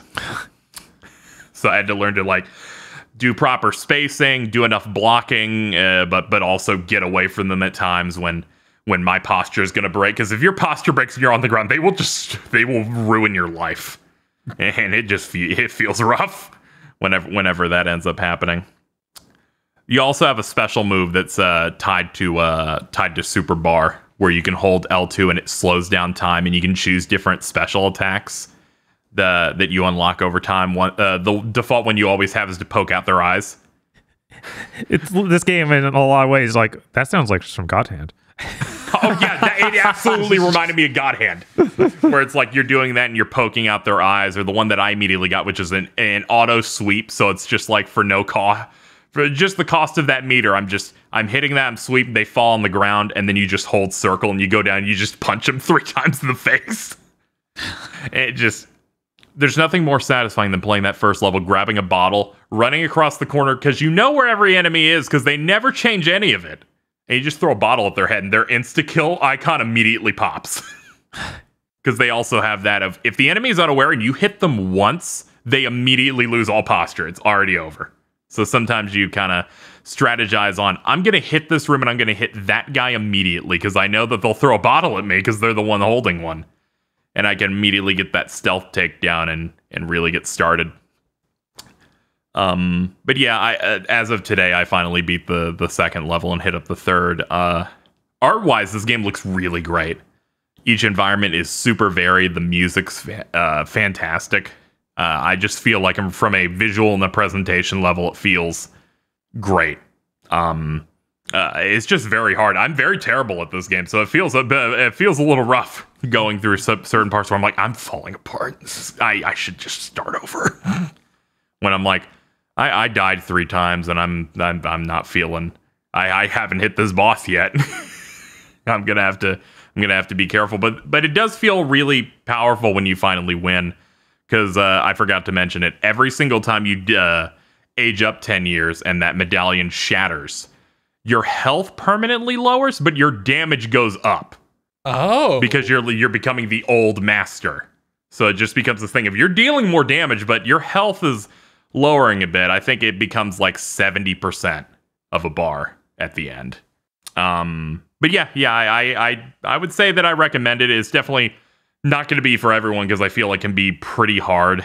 And I feel like maybe they expect you to pay too much experience to permanently unlock things because they want you to basically buy the move, then buy the move 5 more times in one run. Oh, good. Yeah. How many different moves do you put points into? I've gotten like 5, and there's like 30. Okay. There's a large amount of varied things. Some of them are like, this takes 2 bars, but you got to get an upgrade that's per run to get like 2 bars. But some of them are like, this is for weapons, this is for a specific weapon, this is for special counters and stuff. And a lot of them are pretty useful. But yeah, I think it's fleshed out really well, and I think it's incredibly polished. But it's definitely not going to be for everyone in terms of just it's tough. I would consider it harder than say like Sekiro. That this is the closest. That's like the closest game to relate to it, at least in terms of engaging with enemies with posture and that type of thing. But yeah, I'd recommend it. Probably get it on like a sale because it's still like $40. Yeah, it's a chunk. Yeah, it's a lot. Yeah, that's a little high. Yeah, I might still pick it up just because I'm a big fan of action games, so I might see what they're doing. Because if it feels better than Sekiro, I'm fine with it being harder than Sekiro. Oh yeah, it definitely feels better than Sekiro. Because that's one thing. It was like, yeah, this game's hard. A lot of that comes from the chunk. Yeah. This runs at 60. I noticed like no dips and everything. It's just. I got to get out of my monkey brain when trying to fight things sometimes, where it's just like you gotta hang back or they're just gonna open you up, especially when multiple enemies are getting at you at once. And it's like I need to stop trying to wail on them. I need to be very careful with certain things, and also pick up the upgrade that says when you get a weapon and it breaks, it transforms into the lower tier weapon afterward instead of being gone forever, because that has saved my ass now. This pipe turned into a bottle. Huh. Yeah, there's some fun stuff going on here. I'm really grateful that they did not make it a randomized roguelike type thing. The fact that I always know how enemies are going to be working, it allows me to really think about solutions to a lot of problems. Right. Be like if Hotline Miami was randomized, like, I don't want that. Yeah, it totally reminds me of Hotline Miami, where I'm like, that bat's always going to be on the counter inside the club at the start of the level. I could pick it up now, or I could save it for the next room, that type of thing. But yeah, that's all I really need to say about Sifu. It's good. I give it a recommendation. I definitely need to chew through more of it. Bob needs to check it out, see if he has a seafood allergy. I was just trying to think of a seafood joke. Thank you, Dan. You're welcome. Turns out I only have an allergy if I eat seafood and steak at the same time. Did you play anything else, Gizzy? No, that's it for me. Okay, we'll head over to Mr. Feel, who undoubtedly played Dying Light 2, right? No. No. Geez. Oh man. I'm not. Maybe if it was on Game Pass, I'd be like, what does a story that game journalists say is bad look like? They'll eat anything. Even my friends went, this is the most embarrassing story I played in a modern game. Jesus. Bob canceled the Horizon stream. Oh no. Next week we're doing Dying 500 Light 2. hours, baby. That would be really funny. What did you actually play? KZ played Dead Space, so I had to play RE4. I got the brain disease. Yeah, of course. Is that mod out for the higher res textures? Did you play the mod? No, I have it on PS5. Okay, yeah, that's how I'd play it too. Right. Why would I be like, well, I can't tell the difference between. It's basically like looking at a Red Delicious and a Honeycrisp at a glance and just going, I guess it's different. Yeah. That requires so much more effort than just hitting start. Yeah. But I found a box I've never found before in RE4. Awesome. Because I was like, wait, what is behind the first house in the entire game? Yeah.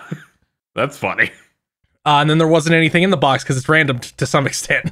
So, but I found it. It was there. We'll check again forever. I'm very excited for the remake where that box isn't there or is there and something's always in it. I also spent a lot of time in Genshin Impact building up Jean because I've gotten so many of Jean. I've got like 5. I'm trying to remember who Jean is. That's the lady knight with the wind powers who runs the knights. She's a 5-star. I finally got her rolled once, ever. Yeah, she keeps showing up for me. So I'm like, well, I guess I fucking have to. And I'm like, okay, good. She's built. I fought the wind cube 24 times to get the things to that's like maybe my least favorite boss in the game. Wind cube? Because wind cube, because all the bosses that give you like upgrade materials, or some of them, not all, the cubes all do. The cubes have a desperation move where if you don't cancel their desperation move, they regain health. Every other cube dies if you stop their regeneration. They just die instantly. Right. The wind cube doesn't. It regains a teensy little pixel of health, and then you have to hit it one more time. So inevitably, it will always do its like longest move right after that. Yeah, I had to fight the wind cube a lot recently too, because I'm trying to build up Yao. I didn't have as much a problem with that as I did when I was trying to fight the water cube. The water cube is just ridiculously powerful. It just kills me. You guys sound like you're talking about the 4 fiends, but they're all cubes. Yes. But so I did that, and she seems fine. Yeah, I looked at the rating website for the character before I build him up. I was like, oh, she only got an A or a B actually. Yeah, but I have 4 constellations. Overbearing parrot Bob video games. Oh, she only got a B. Look, the scale goes up to double S on this website. Oh, okay. And it's like, that's actually kind of bad, especially for a 5-star. I need to take a look at this. I need to take a look at this tier list to see what I think. Yeah, I'm using the one on Game 8. Game 8. I use the Genshin.gg one. Ooh, yeah. I need to like cross-reference. But people are. But first of all, like it gets stretched when characters are obscenely good. Mm-hmm. Yeah. Like it's like nobody's ever going to be better than Zhongli ever. No character will ever be better than Zhongli because I just don't have to care about the game anymore. Yeah. Yeah, his shield is broken. But it doesn't take combos into effect like Razor, the electric wolf guy. Mm-hmm. He's only B, but I have him and Bennett both maxed. So what I do is I use Bennett's ultimate where he puts down an R that makes your attacks deal fire damage. Right. And Bennett's burst summons his stand, which makes him attack faster, and it does an additional separate amount of electrical damage. And if I combine them, that means the enemy is getting hit with overload, which is an explosion every single tick, as fast as the game can stack it on them. Right. Yeah. There's definitely and bosses melt. Bosses melt. So it's always up in the air, and then I'm like, okay, I guess I'll build Jean. Also, Jean is A in support. She's B in sub DPS. Oh, okay. And they even include like what constellations, because that's if you have none. So I have 4, so presumably she's better. But it's like, when am I going to use her? I have Kazuha, and he's like unbelievably broken. Yeah.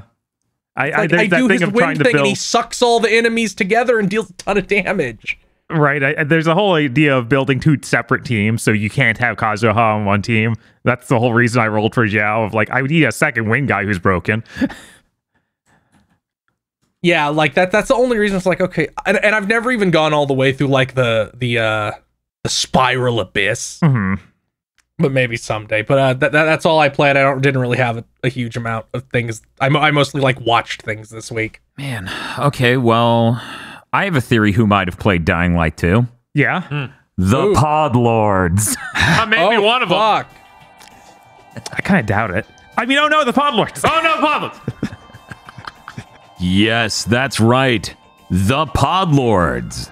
Pod Lords such as E. Lee Broyles, Corey Brown. The Pod Lord hit me hard enough to just stop in my track. God. This Pepsi of mine glows with a warm power. Its burning carbon tells me to refresh you. Erupting burning Pepsi Man. Oh no. Gross. Apparently, this whole bit started because I said on a stream that warm Pepsi is the most disgusting thing in the universe. Damn it, stop exposing weak points. Which is fucking true. That is so gross. Red Blaze 27. Juice of Frost. Suzu Shiro. Emperor Zero. Shibuya Gato. Mario Kart 8 is now a retro game, and Nintendo still refuses to make 9. Good. Macaulay Culkin's middle name is Macaulay Culkin, making his full name Macaulay Culkin. Yeah! 101 Shades of Wonderful Remastered. Grand Blue is doing a collab with Uma Musume. So that's a good enough excuse for me to turn Gary Busey into a horse. Oh! It isn't. Come on. Oh, that is the worst Oh it's my ever god, been. it's never been worse than this. Why? Oh my what is God. wrong with you? Get the images! Oh my god. This is when I told you to not look at me cropping Bloodborne's Bob. Of course. Look at this. This is horrible. Shit! I had to look at this twice. Can you just make him one of the horse girls, please? Not this. Jesus Anything. I don't want to see a horse girl version of Gary Busey. WTF Spider-Man. Banned word. Also, kind of looks like Kirby is eating a big blue Among Us. Oh my god! Come on! Thank you, Nintendo Direct, for always giving me the last-minute Podlord idea. No! It's gonna be all of them. When it rains, it pours. DFW 3K. We've gone too far, but we should get that Pepsi even hotter to see what happens. What the fuck is that? I don't know and I don't want. Okay. Rat King of the Rats. Look at that rat. Yeah, pretty much. Such a rat. Somebody like photoshopped him into a My Chemical Romance. That was really Cover. good. Yeah, Black Parade, let's go! Yeah, I retweeted that earlier. That was really good. Kristen. I can't believe my certified Nintendo Direct leaker lied to me. Toddberry's Big Ass Adventure available later today. That's one of the expansion wish. pass characters for Chocobo GP. It's fine. Oh God. Yeah, play the battle pass for 50 hours and you'll unlock Toddberry. If he rams you, it goes doink and you explode and can no longer even place in the race. You're just a ghost now, literally walking slowly down the track. DNF. Raido Kurzanoa versus the Soulless Army Figma Edition.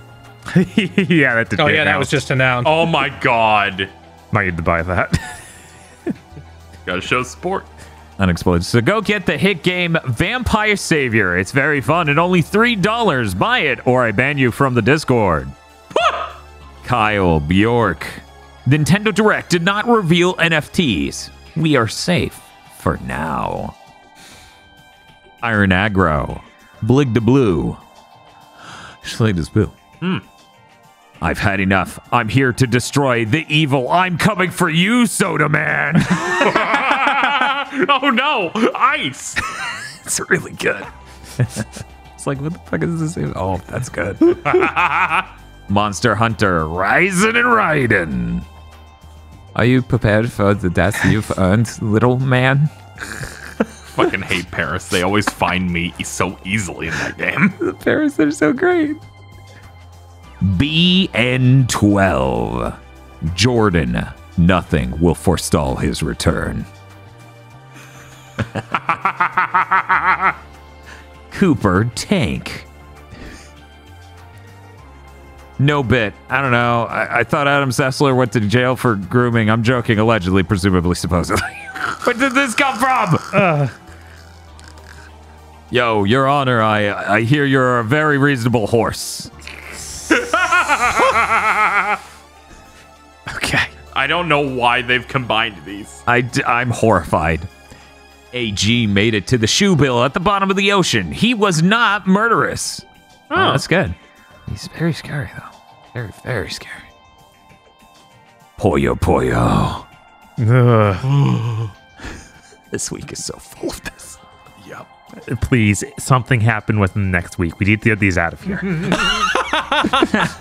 Yeah, can Randy Pitchford get arrested or something that just takes over the Pod Lord? Just complete format. Anything that isn't someone buying a studio, just anything that can work out to make these move. Every Pod Unless Lord it's Sony brain is- buying Konami, then it's that's hard fine. to say. Yeah, that's the that's it. Killing is immoral, except for more like Yume Nikki, but with William Shatner. Zas, infected by the VTuber disease. Mitzi, Indigo Psych celebrates his 1-year anniversary of Podlordship, sending good vibes as we enter the video game hell month. Thank you. Plural. 3 months. Yeah, fucking Nintendo's like, there's one more. Yeah. Yeah, our soft month is May, maybe. Oh, the fucking February ends. We're like, okay, let's get out of here. Da-da. I never understood people who cover their cars in cloth until I saw Kirby. Yeah, somebody needs to make one of those tarps for your car, but it's Kirby. Evilist Lucario. A raccoon that's happy to have more raccoons around. My grandmother once said, even in a world full only with enemies, there will always be someone you must protect. Aspiring Bamani ambassador Shinji16 wants to remind you that you matter, you are valid, and you deserve to be happy. I have come before you, bitless. Virmvarm. Is this the last one? No. Well, technically asks that you look at she. It's a really good picture. Yep. Look at that. And Etcha Sketch, who still has the scary picture of Phil Spencer with the eyes. No. Only I have to look at it every week. Thank you very much to our Podlords. Thank you, Podlords and Thank you, Dan for Podlord. mercy. Sorry, Pod Lords. Thank you, Podlord! And if you'd like to become a Pod Lord, you can go to our Patreon at patreon.com/gbpodcast. For as little as $5 a month, you get access to many benefits such as early access to Chugging Bleach and Mondo Cool, our 2 anime review podcasts, extended armchair dev pitches and gamer premonitions, where you get to get all our ideas that got left on the floor, like something that just got knocked off a fucking table. And a Patreon exclusive show, 1 per month, where you get to vote on what good or bad thing we have to watch and talk about. That's patreon.com/gbpodcast. And if you don't have any money, you can always help us out by telling your friends. And if you don't have any friends, you can get a job with an interstellar mining corporation and go to mine an asteroid and then find like an artifact that starts turning everybody into monsters. And people keep saying that you're as good as RE4 and they're really confused and out of touch. That's patreon.com/gbpodcast. And if you don't have friends, you can survive the horror. Thank you, Phil, for the sick tips. I was going to say a short eye sound after that, but I fucked it up. Feel is Xbox. Phil Spencer. Yeah, I didn't. After hearing those Pod Lords, it didn't sound like any of them played Dying Light 2, Dan. Maybe they're just not memeing about Thank it, but I don't God. think they're playing it. Yeah, I think you're right. Maybe next week. Maybe next week. I don't know. Yeah. Maybe they'll all play it next week, and that'll cause the hard reset. Yeah, that'll be it. You know, I became disturbed earlier today when the person that leaks a bunch of like EA things that are going on went, yo, I got news on Dead Island 2. Where it's like, that shit's in a playable state and they're trying to get it out this year. Where they're like, I got multiple sources that actually played that They're shit. literally racing the Switch too. I know. That's why I was like, shit, Mayday, find another game. Vampire the Masquerade Bloodlines 2. There we go. There we go. There we go. we go. We're good for at least 15 years. We need to move our stonks. That's why I had to bring it up here, because I'm sure many people have adopted the strategy here. Yeah. But yeah, what's up? We got We're gonna go to Feel first. Feel, last bullet first. Let's start this positive. Okie dokie. Disgaea 6 Complete was literally announced right before we started recording this. It's coming to PC and PlayStation this summer. Disgaea 6, winner of Big Think Dimensions Game of the Year, game that most needs to escape the Switch category. it leaves early access. Very excited for its first real release this year. Yeah, that's true. Disgaea 6. Which makes it eligible for Game of the Year this year. Yes, because it's Disgaea 6 Complete. Yeah, so great. Yes, so when you see it in multiple categories at the end of the year, you'll know why. I need to go trade in my copy of Disgaea 6. Yeah, you gotta do it before What- that number shoots down by 50%. Yes. Yeah. Please look forward to the best Scrimblow category having 80% characters from this guy is next. God, ain't that the fucking truth? God, I'm so happy. I'm so happy. Yeah, I was. Jesus. We'll go from the bottom up. Sure. Bamco renamed Sunrise, the anime studio who make like all the coolest shit in the entire world, to Bandai Namco Filmworks. yeah. Yeah. Fuck them. What are you doing? And these guys made Gundam. What are you doing? They made Cowboy Bebop. They made Big O. They made Big O. They made like Tiger and Bunny and Code Geass and My Hime and Scribe. fucking And all of your fucking Man, anything I like, they made. and in your fucking hubris, you thought Sunrise, that's not a good name. Bandai Namco Filmworks. They made Scarlet And, like, Nexus the animation. They made like Gal Gaigar and Sergeant Frog and fucking like a big chunk of Inuyasha, I think. Oh yeah, Just, they animated all of it. Inuyasha. God. Yeah, and Nichijou, No, that was Kyoto Animation. Yes, that was Kyoto Animation. the other Nichijou. Oh, Nichi Bros. Oh, you mean Nichijou? Yeah, Nichi Bros. Donchi Koko say no Nichijou. Yeah, that one. They made that one, and it's just like no, Bandai Namco Filmworks. Yeah, that sucks.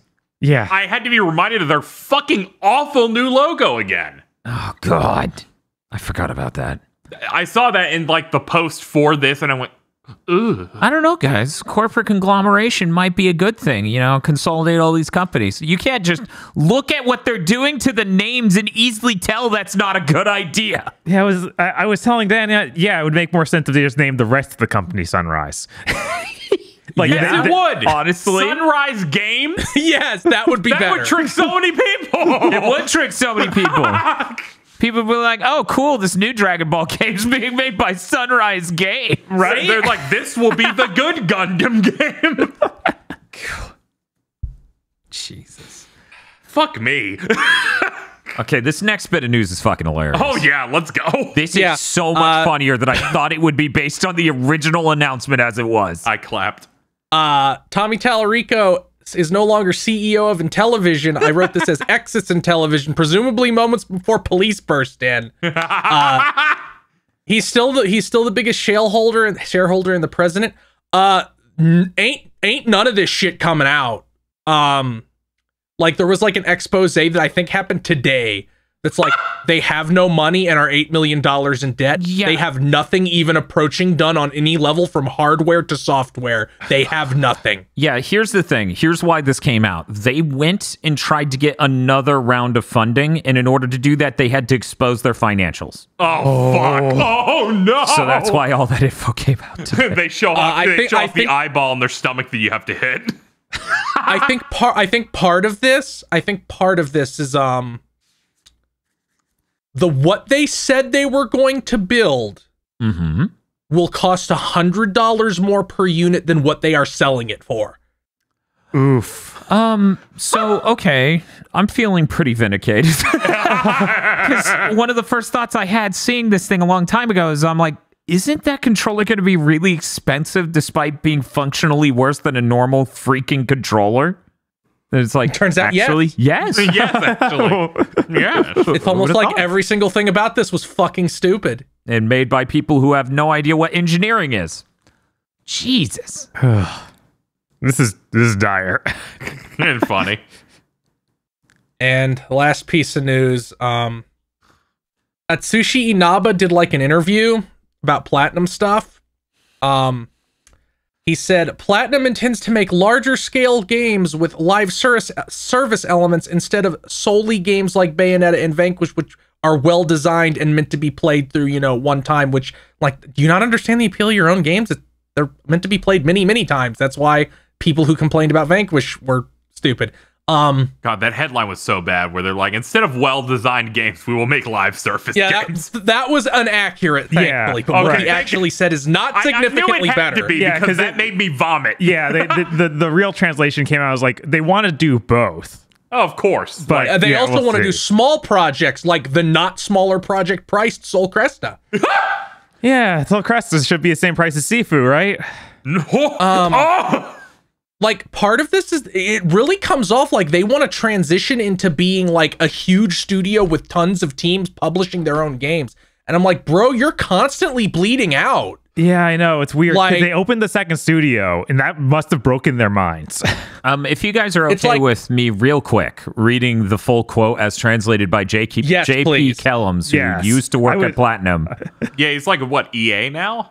Epic. He's Ah, Epic and Harmonix. Okay. Weirdly enough, I think he's a producer over there. Anyways, he said since people are asking him nicely to retranslate it because he said the translation in the article wasn't 100% accurate, he posted the entire thing and it goes, let's see. Oops, I almost slipped and said what we are aiming towards and spilled some big details. Laughs. Project GG is at a stage where we are trying a lot of things, so I can't really share too much with you. However, speaking broadly about game development in the future, I feel that, unlike up until this point, it will be key to create games that people can fall in love with and play for a longer and longer amount of time. Of course, we want to keep making and keep close to our hearts smaller games full of ideas like Sol Cresta or titles in the vein of Bayonetta that feature fully realized one-off stages that you enjoy playing through until a game over.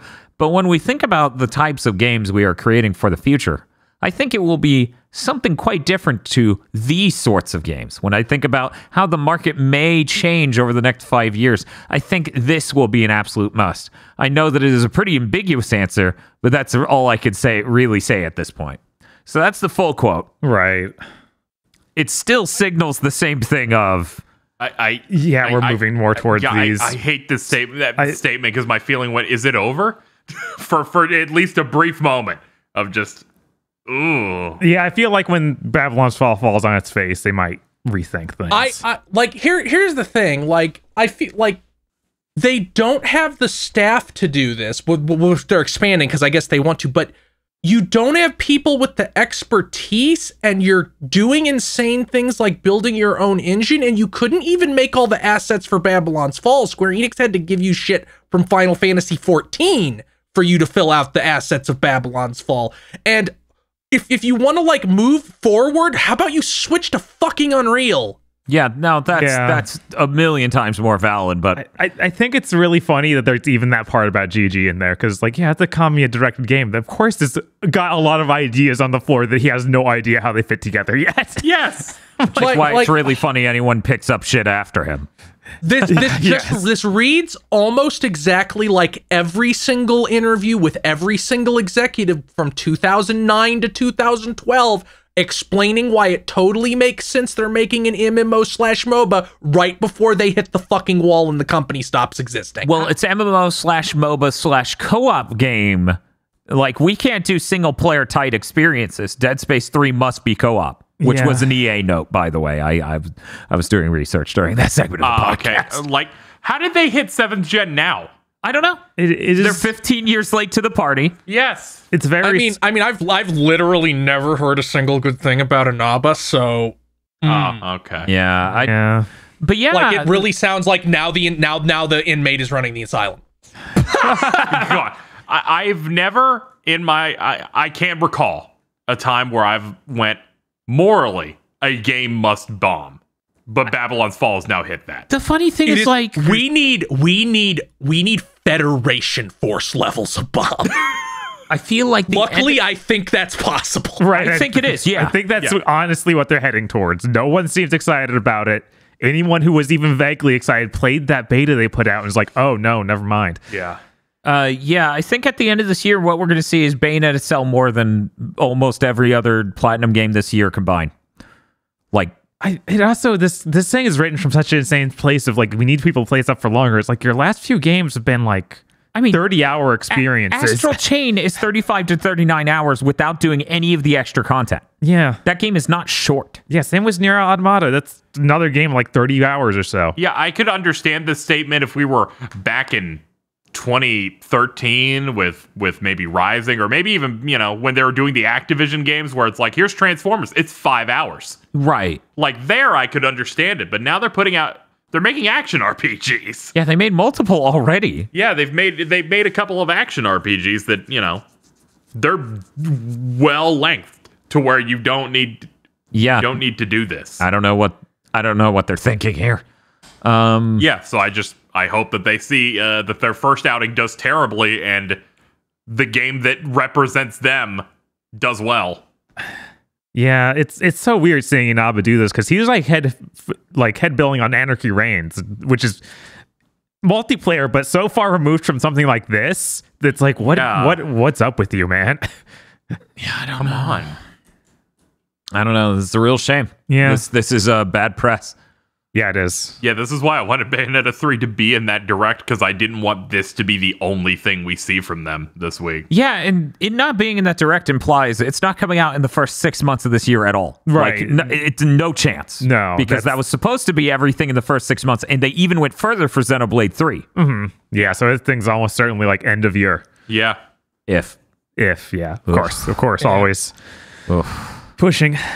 You're like, of course, always. This sucks. I had confidence in it being like almost done, and now I'm like, maybe it'll come out. Yeah, that's Oh, whatever. It'll be there at E3 and it'll look great.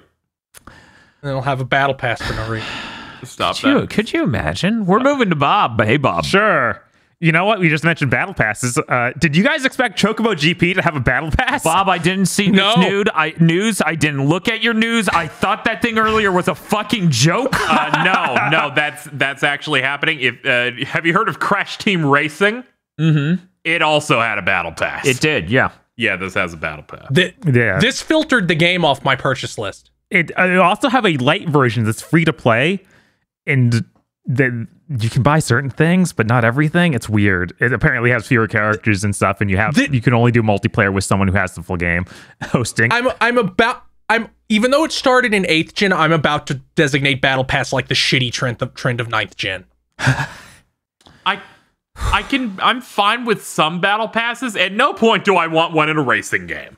I don't. If I have to pay $60 for your fucking game, you better not have a battle pass. In a paid game, I definitely don't want a battle pass. Like, if this game was just free to play and had this battle pass, whatever, that's fine. But this is a full price game. Yeah, I was having the same conversation yesterday where I'm like, it's a prize pass. I'm sorry, I need to get out. Thank you. So I have some questions about this prize pass. Okay. You don't buy it, do you? Yes. Oh, well then. Yeah.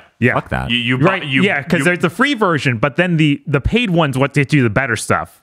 So that's what gets you cloud, it sounds like. Yeah, so what you're telling me is I'm going to go on Switch and I'm going to pay, $60 for this Chocobo GP, then pay more money for a FOMO battle pass for a kart racing game.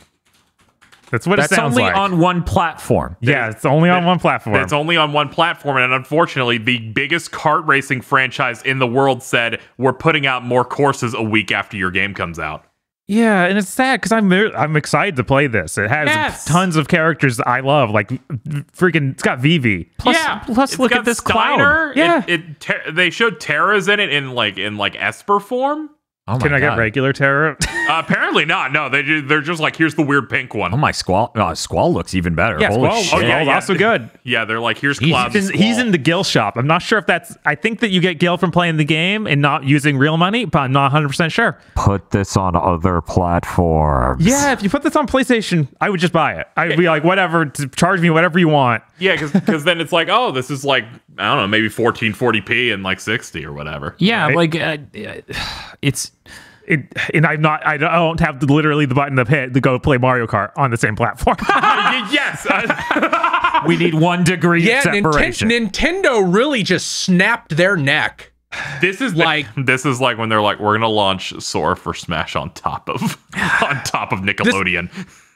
Except it's happening to Square Enix. Watch this cause like the second Nintendo Square Enix split, where Square Enix doesn't work for them for 15 years again.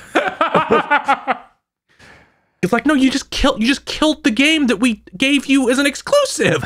Like, you just paid us a bunch of money to delay our game coming out on any other platform, and then you did that?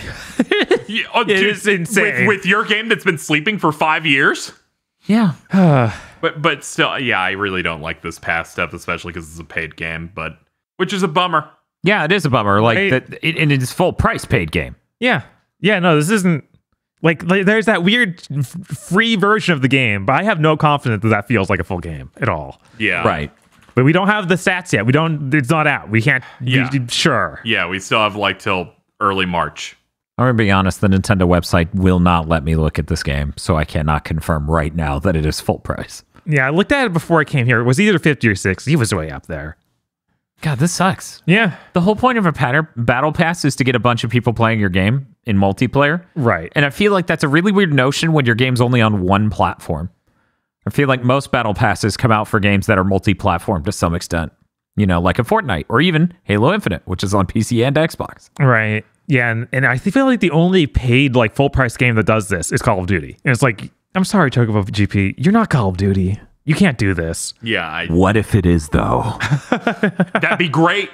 That'd be fucking great. Yeah, I was like, yeah, this Chocobo GP came out. It's better than Mario Kart in every way. That's what Could it has you to be. fucking imagine?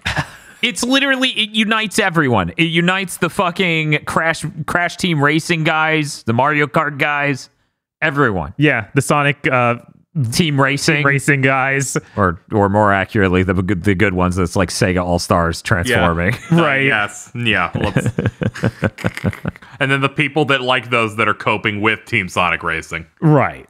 Okay, it is $50. Okay, it's 50. Okay. So if you try the free one, you can upgrade to the full one for $50, and it just instantly upgrades. They made it as a DLC properly to do that. Yes, they are explains- completely insane. Okay, that explains why they changed the page on it. So why Google literally leads you to a dead web page on Nintendo's site. Oh my god. Yeah, that's why this took me so long. yeah. Worth noting, twice the size of Metroid Dread. Oh, okay. So it's 50 megs. It's a yes. But yeah, that's unfortunate. Oh Yeah. well. It's, Yeah, right. It's 1/1000th of KOF 15. Correct. It has 1/1000th of Shermie's cheeks. It's hardly even there. We got new info for TM Ninja Turtles Shredder's Revenge. Nice. It is actually coming to PS4 and Xbox. Yep. Thank God. Yep. And Master Splinter will be playable. Nice. Yeah, they have some animations Nice. up showing him do like super badass moves. It's pretty cool. He looks like he has like stretchy arms or something sometimes. I'm not sure. I guess he's a rat, so he can do that. I'm not sure. It's a good stretch. He did a good stretch. Yeah, I don't know if I paid attention enough. Have they confirmed Casey Jones yet? I don't know. I don't didn't know. see that. Because we do need that. We do. Like it. Yeah, that is very important. Like we have. Didn't they already confirm April O'Neil? Yeah, we got April. Yes, That's they why I was did. like, you need the last piece. Right. And other beat 'em up news. We got a release date for River City Girls Zero, the re-release of the old SNES game, NES game. It's an SNES game. Yeah, it's an SNES game. Oh, okay. Super Nintendo game. Okay. Gotcha. It's come out on the 14th of February for the Switch only. Then later in spring for everything else. Okay. Which it's weird. I don't know why there's that big a delay between the two platforms. At least it's not a big enough delay to push it out of one review cycle for Game of the Year. That's true. That's the number one concern with our stuff is Nintendo going to buy the exclusivity that shoves something like Disgaea out of the window To the next whole year. Yeah, it truly is fucked up that we have to have a new policy for when we're harmed. But that's a Valentine's Day, I believe, the 14th. Yeah. So It there's was the 13th was Valentine's Day. One moment. Nah, it's the 14th. Oh yeah, sure is. So they're trying to link it up with that and advertise accordingly. It's kind of neat, I guess. Yeah. And that's all my news. That's like when Persona 5 tried to do that and then they got delayed. We now go to Casey's news. Let's do non-Nintendo Direct stuff okay. first. Okay, good. That's what I also figured here. All right, I'll just do bottom up. Sure. This is coming from Bloomberg and Eurogamer, who corroborated. Last year, Ubisoft cut an Assassin's Creed Valhalla expansion and are now turning it into a standalone game. It is going to be focused on stealth for the Assassin's Creed series and will come out late this year or early next year using Baghdad as its setting. They're apparently trying to make an Assassin's Creed game. What? wait. So did they change it to Baghdad? Because I'm not seeing the expansion Like how it could be an route expansion. here. So here's Yeah. the thing: when It when they did the DLC for that crazy Phoenix Rising game, Immortals Phoenix Rising. Yeah, they did just be like, you're in China now for this one. Exactly. So they may have been trying to do that for some reason. Assassin's Creed's been getting weird, where they're like, we made DLC for Odyssey, like that came out a month ago. Yeah. Where it's, and What? Yeah, Yeah. and they're doing crossovers. Like this character from the new one meets the old one, and they have like content on both and stuff. I think they even did something recently for Origins, which is even older. Oh yeah, they like did something where they were like trying to mess around with all of them together like that. So their expansion stuff has been starting to become really weird and I guess almost like ambitious in terms of like, were you doing entirely different characters? And this one just spun off into, what if we made a spin-off so a new Assassin's Creed title actually comes out, since that other one's a nightmare that they're making, that Infinite super game. We just keep turning expansions into full games of release until we can make the Infinite. What doesn't that mean you'll never be able to make Infinite? No. No. fine, Please actually. play 30 of these.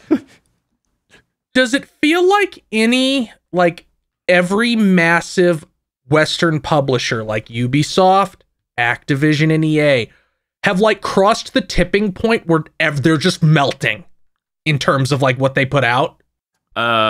Because Ubisoft is definitely melting. Oh yeah, they're 100%. They're 100%. Yeah, like with melting. Ubisoft, totally. Like EA, I feel like Activision there's a put out pulse. That's what I was thinking. EA seems EA somewhat put out okay. that, but EA has like both of their anything that at EA that isn't Volition or not Volition. Respawn. Yeah, Respawn is Respawn. their, like Respawn. their heart currently. But like BioWare is melting. Battlefield already melted.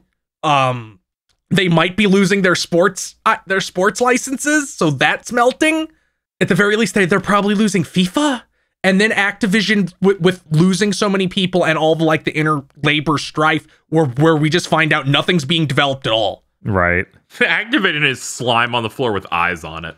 Yeah. But yeah, things aren't going necessarily well. EA is looking like the best, but they put out a bad game, and BioWare's having issues. Yeah, literally every studio that's there except for That isn't Respawn, Respawn. which seems to be why they're steadily trying to expand Respawn into being the entire company. Yeah. Yes. Yeah, here's hoping they can actually get something going with Criterion making a Need for Speed, and that new team that's making Skate, which CEO said is trying to come out soon. Weird. Yeah, so I wonder. Didn't they start development of it like Middle of last year or 18 months something. ago at absolute most? Yeah, it might be just a CEO saying yes, it exists, instead of it like being a hard confirm or something. But we'll see. It was vague enough to where it's like, I don't know, but he at least mentioned it. But this Assassin's Creed thing, Yeah. I won't believe that it's actually stealth focused until it comes out. Because every game for the last 3 just haven't. I feel like they haven't tried to even say like a no leak points or anything else, because this isn't direct messaging from the company, right? No. This is a leak. Right. I Yeah. think it may actually be stealth for once, because when better than right now, Yeah. as everything's on fucking fire. Yeah, no, it would make total sense. That's why I'm like, maybe not. Yeah, it's like we haven't had a stealth one like that since Syndicate, and that was 10 centuries ago. that was forever ago. And I came out of that one going, I really enjoyed this. I'm looking forward to the next one. Then they stopped. Yeah, Forever. I felt like that was a really weird moment that everyone had. Mm-hmm. It was like, yeah, it seems like they're starting to get sober again. Yeah, because Unity came out and that was awful and a nightmare. And then this came out. And I'm like, oh, there's 2 protagonists in this. I enjoyed my time with it. But because Unity did so bad, people were like, I'm not even going to buy this one.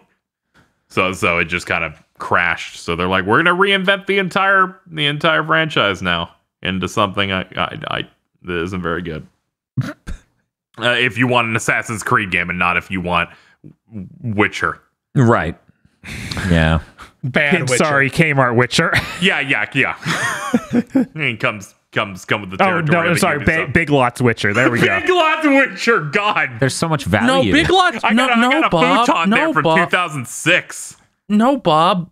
Big Lots is an overstock store, meaning most things are name brand. You were talking about dollar store Witcher. I don't know. When I went to Big Lots as a kid, they'd have the absolute like fakest toys I've seen in my life. Toys are one thing, but you go in there and you find like they haven't made this kind of Cheez-It in 8 years. Why is this here? yes. If you go in for other stuff like that, it's fine. But as a kid, I was like, what is this fake Mortal Kombat guy? He's really cool. He looks like Kung Lao, but he's melting. But it's not at all branded with anything. I'm like, is this China? Yes, this is China. Holds up That is what Big Lots is. Secretly China. Oh no. Rockstar released an update on GTA 5/Online's next-gen version, saying they will launch March 15th. And it was during this that they also said, we know people have been asking about it, and we're confirming development on Grand Theft Auto 6. That's well underway. Gasp. Yeah. Okay.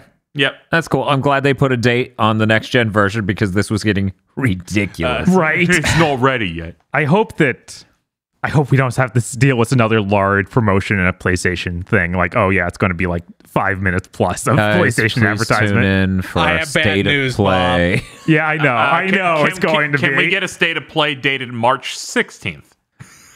No, because then it'll just be like, it's out. Damn it. Look how cool it is. Damn it. I just want to be away from it. Compared to the last gen version, you can see the water's so wet. It's so wet. It's so fucking wet. God damn. I'm soaked. So a game I really enjoyed last year was Voice of Cards, the Isle Dragon Roars. It came out in October of that year. It was a lot of fun. A new game is coming out less than 4 months after that first one. It's coming out in less than a week. Coming out like February 17th. Voice of Cards, The Forsaken Maiden for PS4, Switch, and PC. I was like, it feels like at the end of this game they're implying they'll do more of these. That would be nice. I was not expecting within a month for them to announce one. Yeah, that's kind of nuts. And just say, yo, it's out in 2 weeks. I guess that makes sense. It's clearly like a lower effort sort of like something you can put together more quickly than a traditional game. Yeah, it's like a 12 to 14 hour type of experience RPG wise. That last one was really good. I'm wondering what weird things they're doing here because they showed a bunch of new characters, but 2 of them were from the previous game. But I'm wondering how that's going to work, or if they're just like reusing designs because Yoko Taro has an insane plan. because it's got his fingerprints all over it.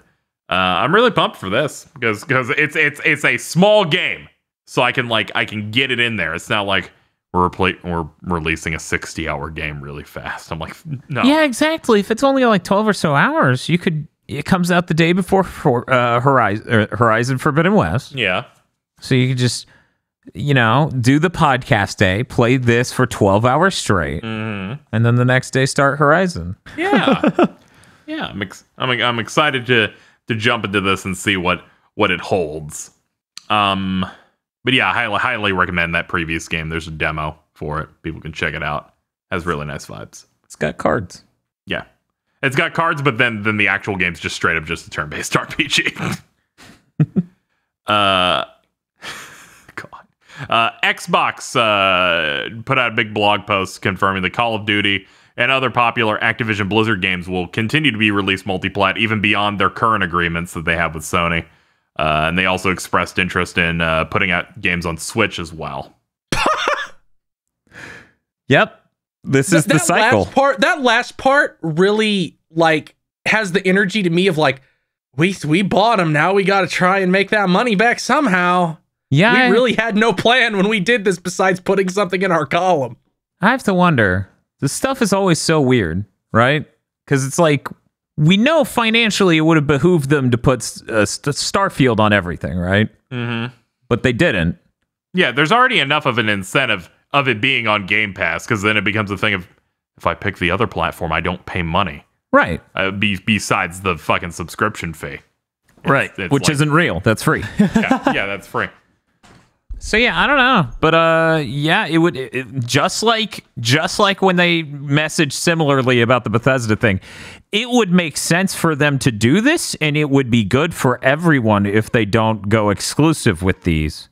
I don't trust Microsoft's statements before the acquisition, given how they pulled a 180 on it with Bethesda. Because when they first Yeah, but announced this time the FTC's being like, we'll just say you can't do it. yeah, but the FTC doesn't break up monopolies anymore. They haven't done that in forever. Like, so if the acquisition goes through, they can do whatever at that point. They haven't broken up a monopoly since the 90s, as far as I know. Yeah. Well, Dan, there hasn't been one since the 90s, right? Right? Yes, Right? Mr. Field. That's right. Now go back to sleep. I'm so tired, Field. Yeah. I have a bit more faith that this will stay multi-plat because as they look and go, yeah, this should probably stay. I would honestly be surprised if Starfield stays exclusive now that the Silicon Crunch is just the new normal. Because you, like we've said a bunch of times, they can't use this to sell more Xboxes anytime within the foreseeable future because they're full. Yeah. Yum.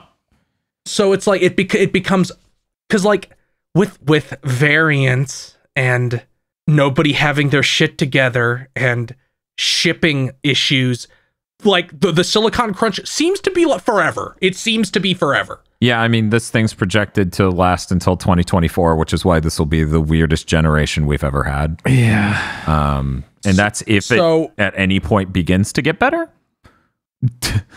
So it's like at that point, keeping their shit exclusive is really just self-damaging. Yeah.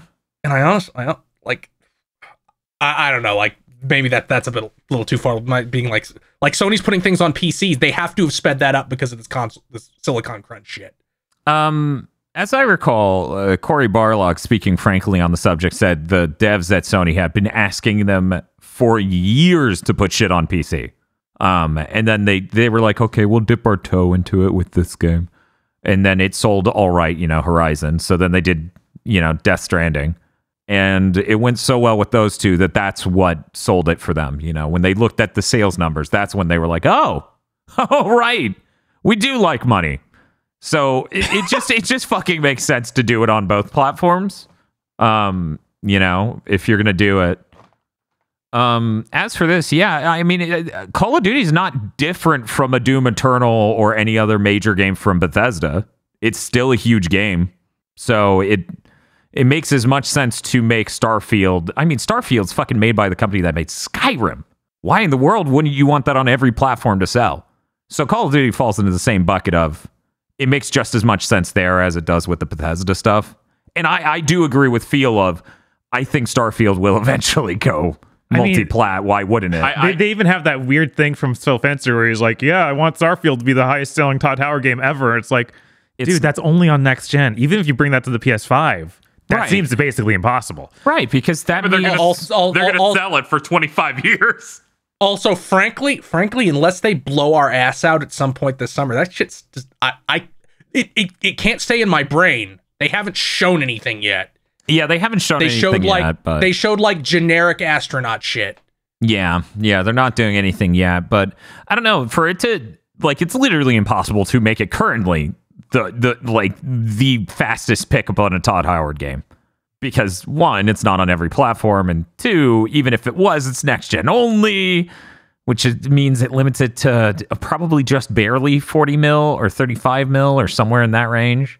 If it was on everything, and it's not, it's just on Xbox and PC. If it was that limits it to not counting PC, just consoles, I think that would limit it to like 27, 30 million at the absolute most. Okay, I thought the combined number was lower.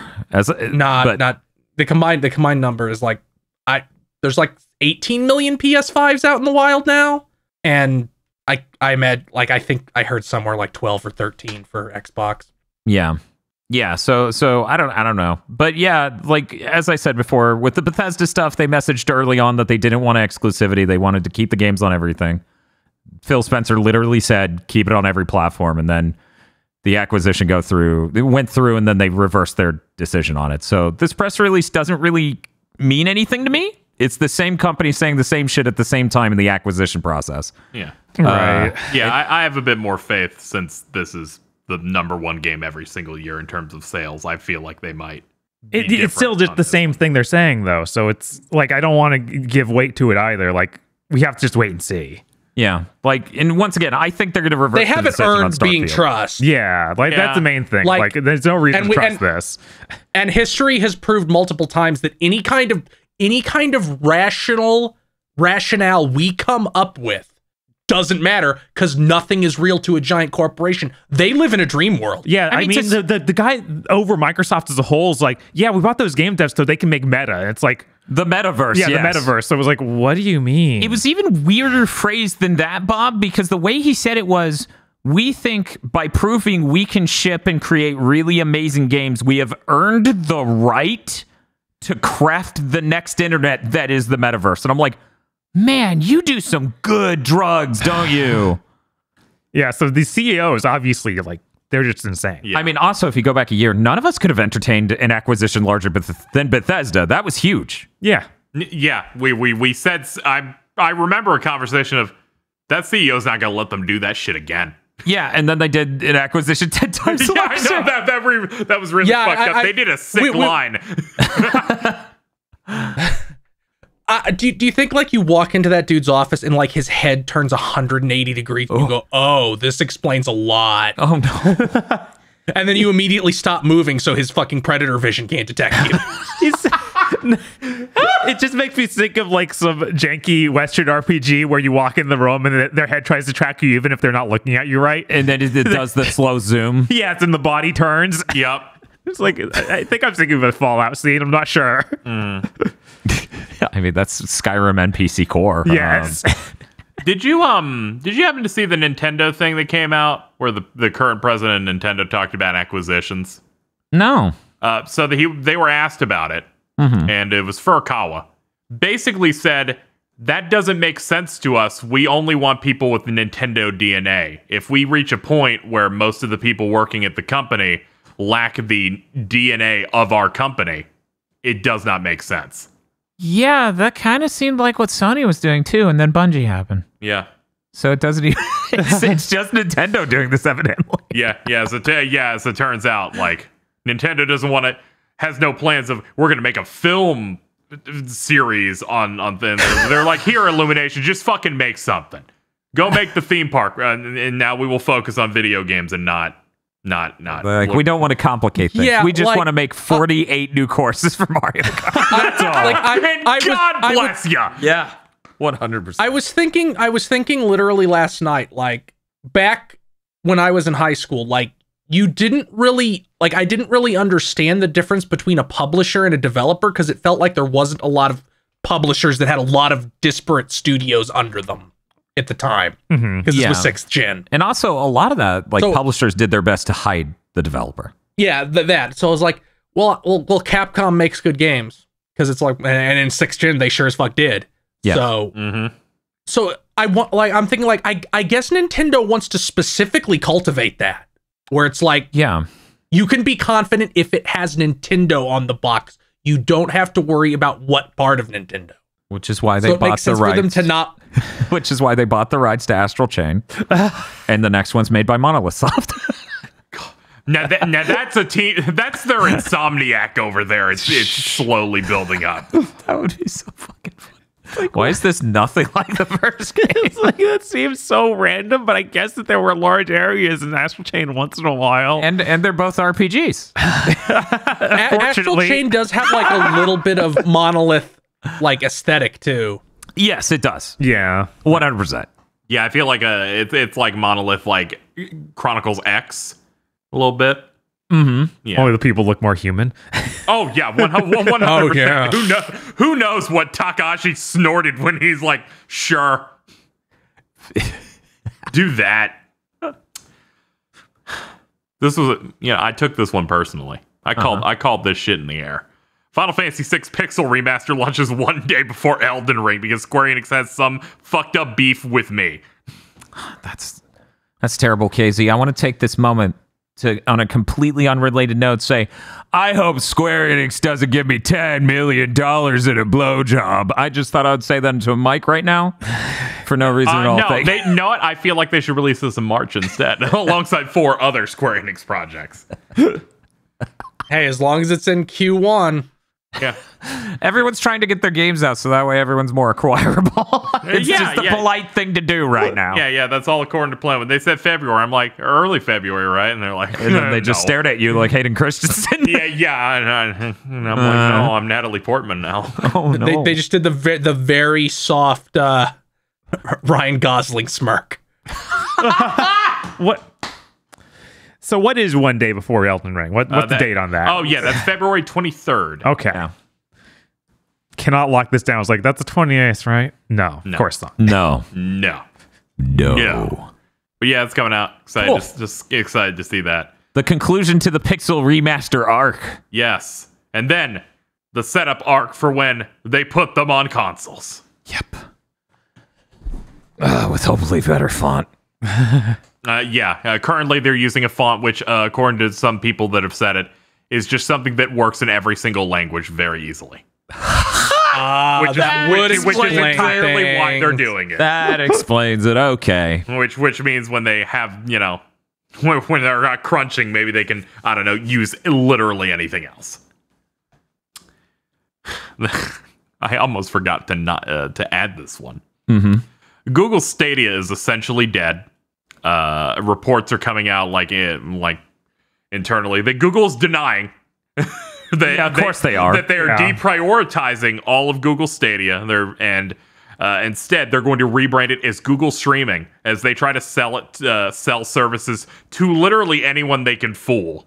Yeah. Oh, man. So to make this clear for anyone who didn't Jesus. understand that, they don't want Stadia as a platform anymore. That's been deprioritized. They are trying to sell to other people Google Streaming as a middleware service, basically. Yeah, I saw some example was like they're trying to get maybe Capcom saying, hey, we can do streaming, so if anyone goes on your website, they can play demos of your game. So, guys, what we just saw was somebody go from a platform to being Gaikai. I was gonna say it's this guy. I know, that's what killed me. I'm like, you're just like when I saw you on the Screw Attack website. Google Stadia is going to soon power Walmart.com so you can try out Fear 2. No, 'cause apparently Walmart does have that streaming service that was. Oh, in that's development. right. I was just literally referencing when I fucked with Gaikai. That's fucked up. That's But hilarious. yeah, this is What in the world? so funny. It is hilarious to see it go from like, oh yeah, it'll be so integrated with YouTube. You'll be able to watch a streamer play Assassin's Creed. Then you can just play Assassin's Creed right there, and then Yep. it's like, no, it's just put it in the box and ship it away. Yeah, you can share save states, fucking, and then they're like, it's releasing bad. Anyone with YouTube Premium here, you want one? No. Oh. I guess we got to give up now. Streaming's the future. People keep shooting themselves against this wall until the end of time. Yeah, pretty much. Well, yeah, because on the other side of that wall that all these dead bodies lie next to is infinite money. Yes. Yes. Really, though, they're just auctioning the rights to charge me $13 a month. They're just like, do you want it, Walmart? And Walmart's like, he already uses our prepaid phone. Yeah, what's the analogy that Phil made? I feel like I've heard that before. I was like, maybe I just stole that. I don't know. What, the infinite money? I mean, No, I've shooting yourself into a wall. Yes, no, I've made that many times where it's like there's infinite money on the other side of the wall. But nowadays, I more go with there's the bottomless chasm. Yes. With the city of gold on the other side. Yes. So we can, and the only thing that you can fill the chasm with is money. And so you have to fill the chasm with money to get across. My favorite version of this is when he was like, Phil's driving the car, and everyone else was like, Phil, we're heading for that cliff. And he's like, It's no, the- we're going to make it. And he's smart. And it's like, Phil, it's the Grand Canyon. Here I thought it was an infinite chasm. They had to keep digging using golden shovels, and they break a shovel each time. Dude, man, I wish before the Series X launch, we had such good episodes of truly just vicious things to say. I just, like, it's crazy how many people have lined up for the streaming thing. Yeah. The funny Yeah. thing is, I think Google might be the most harmed by it, which is weird because they're Google and they've been doing streaming for decades? Almost. Right? It's like no, everyone was like, they're Google, of course they can do it, and it's like, And as they hurt themselves more than anyone else. Yeah, and as an avid YouTube creator for a decade at that point, I was like, no, they're Google. There's no way they know how to do this. Oh no, under no circumstance. They can't even manage anything. Why would I expect them to be able to do this? It said a lot when we tried Luna, and it was like, yeah, this is instantly more responsive and looks better. Less staying power than Google Plus. Wow. What? It's right? I think that's right, yeah. Yeah. At least Stadia didn't invade my, account on some other system. Yeah. Yeah, it invaded your bank account. Oh, that's true. God damn it. Oof. My bank account has a virus. Someone else buys in. They're like, we get $10 from Dan forever. It just changes who's pinging it. So the first people I blocked, they get blocked. Google does. But then the next people, since they have a different account charging thing, I'm like, why? What? No, it's been 3 years. Why did it start charging again?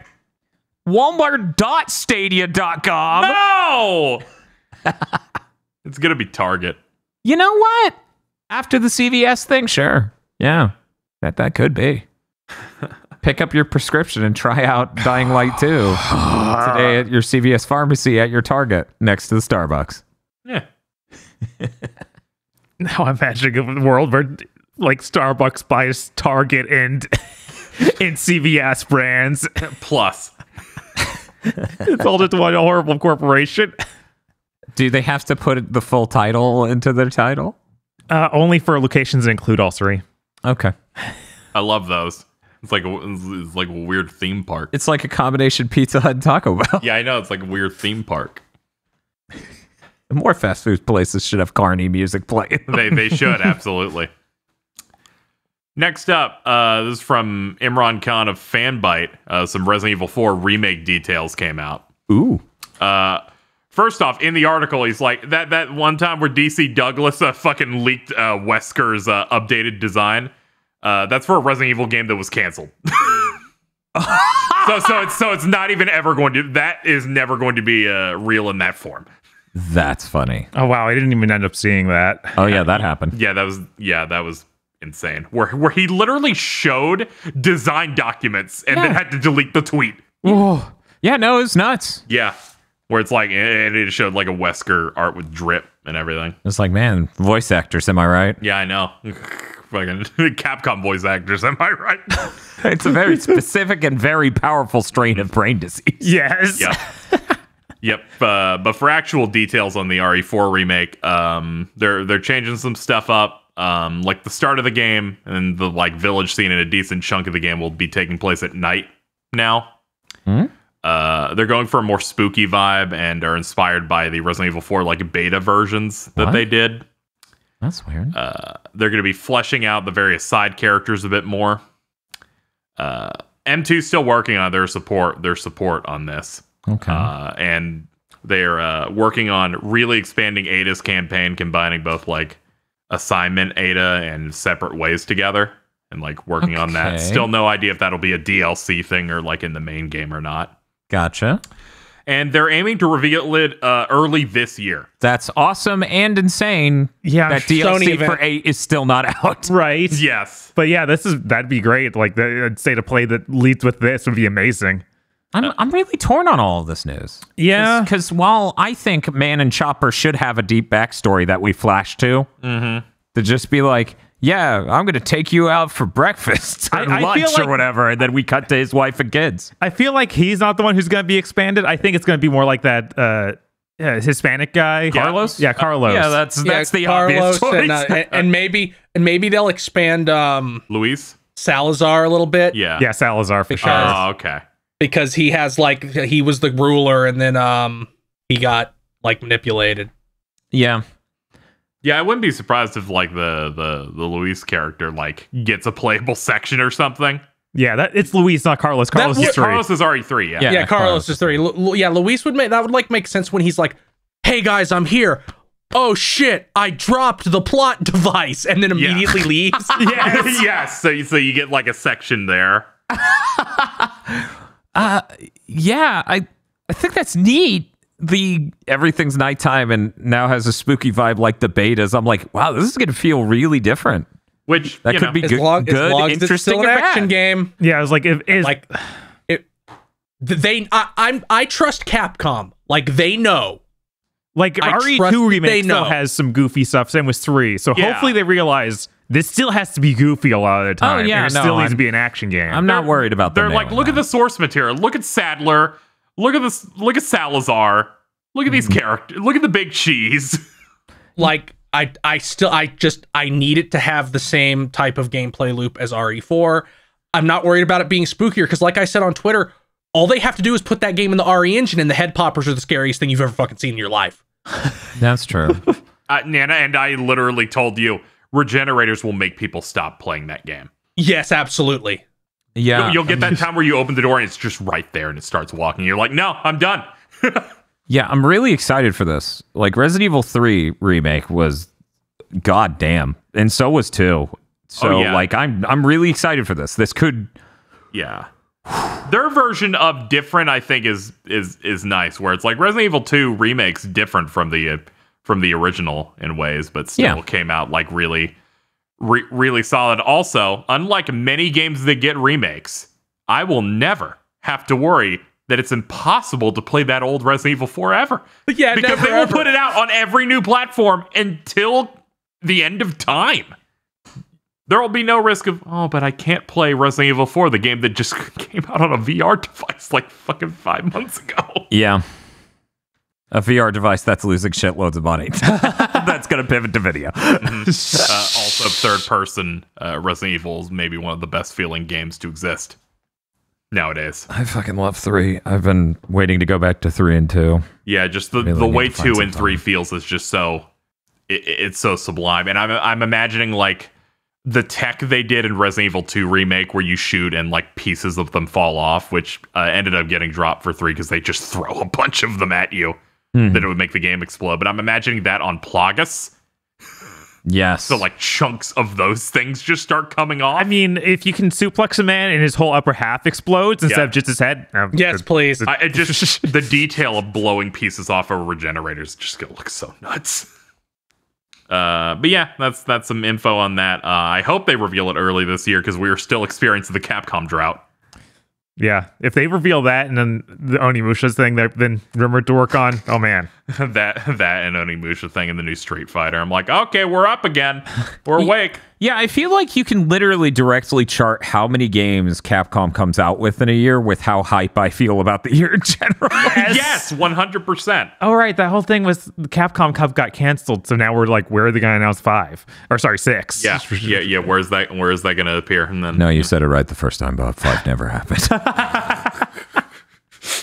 no, it totally did. I'm not sure that it did. It totally did, and it lasted for too long.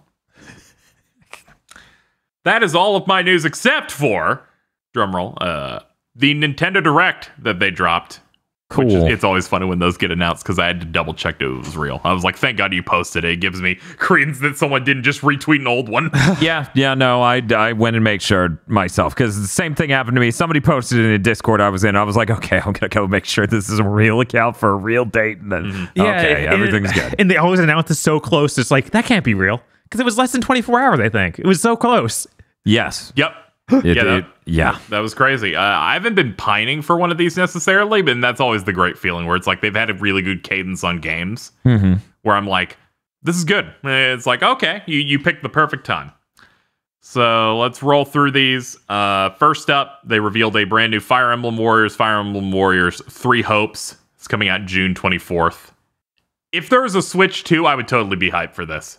Like the performance, the performance if- kills my hype for because I like Three Houses and those characters immensely. So I would have been down for this. I'd be very excited for a version of Three Houses where the characters can be in the story because there's not permadeath and it only has 1 story instead of 4. It's super weird that the last 2 Warriors games for Nintendo now have been this of like, okay, we do the Zelda Warriors. That's all Zelda. Then the second one is only only Breath of the Wild. Breath of the Wild. And then this is the same idea of like Fire Emblem. We do all of them, and then only I wonder. then only the I newest.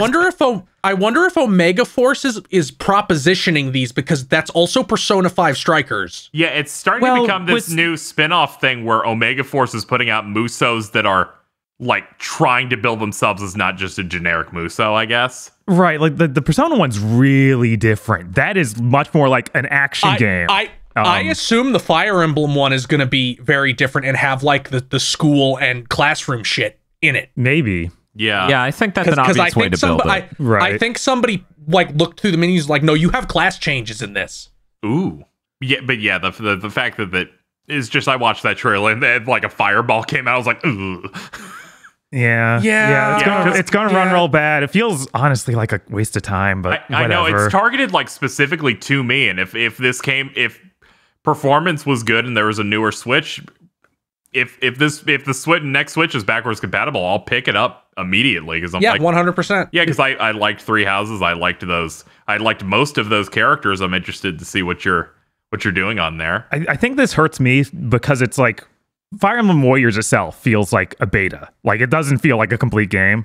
I would love to have seen them do like a full-fledged one where it has a bunch more characters. Like with Zelda, we got a bunch of DLCs. They got a bunch of characters in. It felt good. Yeah, it did. And then they went to the Breath of the Wild one. I love Breath of the Wild. I didn't even play that. Well, Age of Calamity apparently ran like shit. Of course it did. That's why I didn't get it. I bought it and just went, Yeah, I watched footage. That was enough for me to go like, ugh. I'll wait and see. Yeah, and then that also had even the boost of Breath of the Wild has a cool art style. Yes. This is Three Houses. Three Houses is the worst looking Nintendo exclusive Switch game. One moment. Let me think. Have I played another Nintendo Switch exclusive from Nintendo? Right. That has a flat plane of fruit.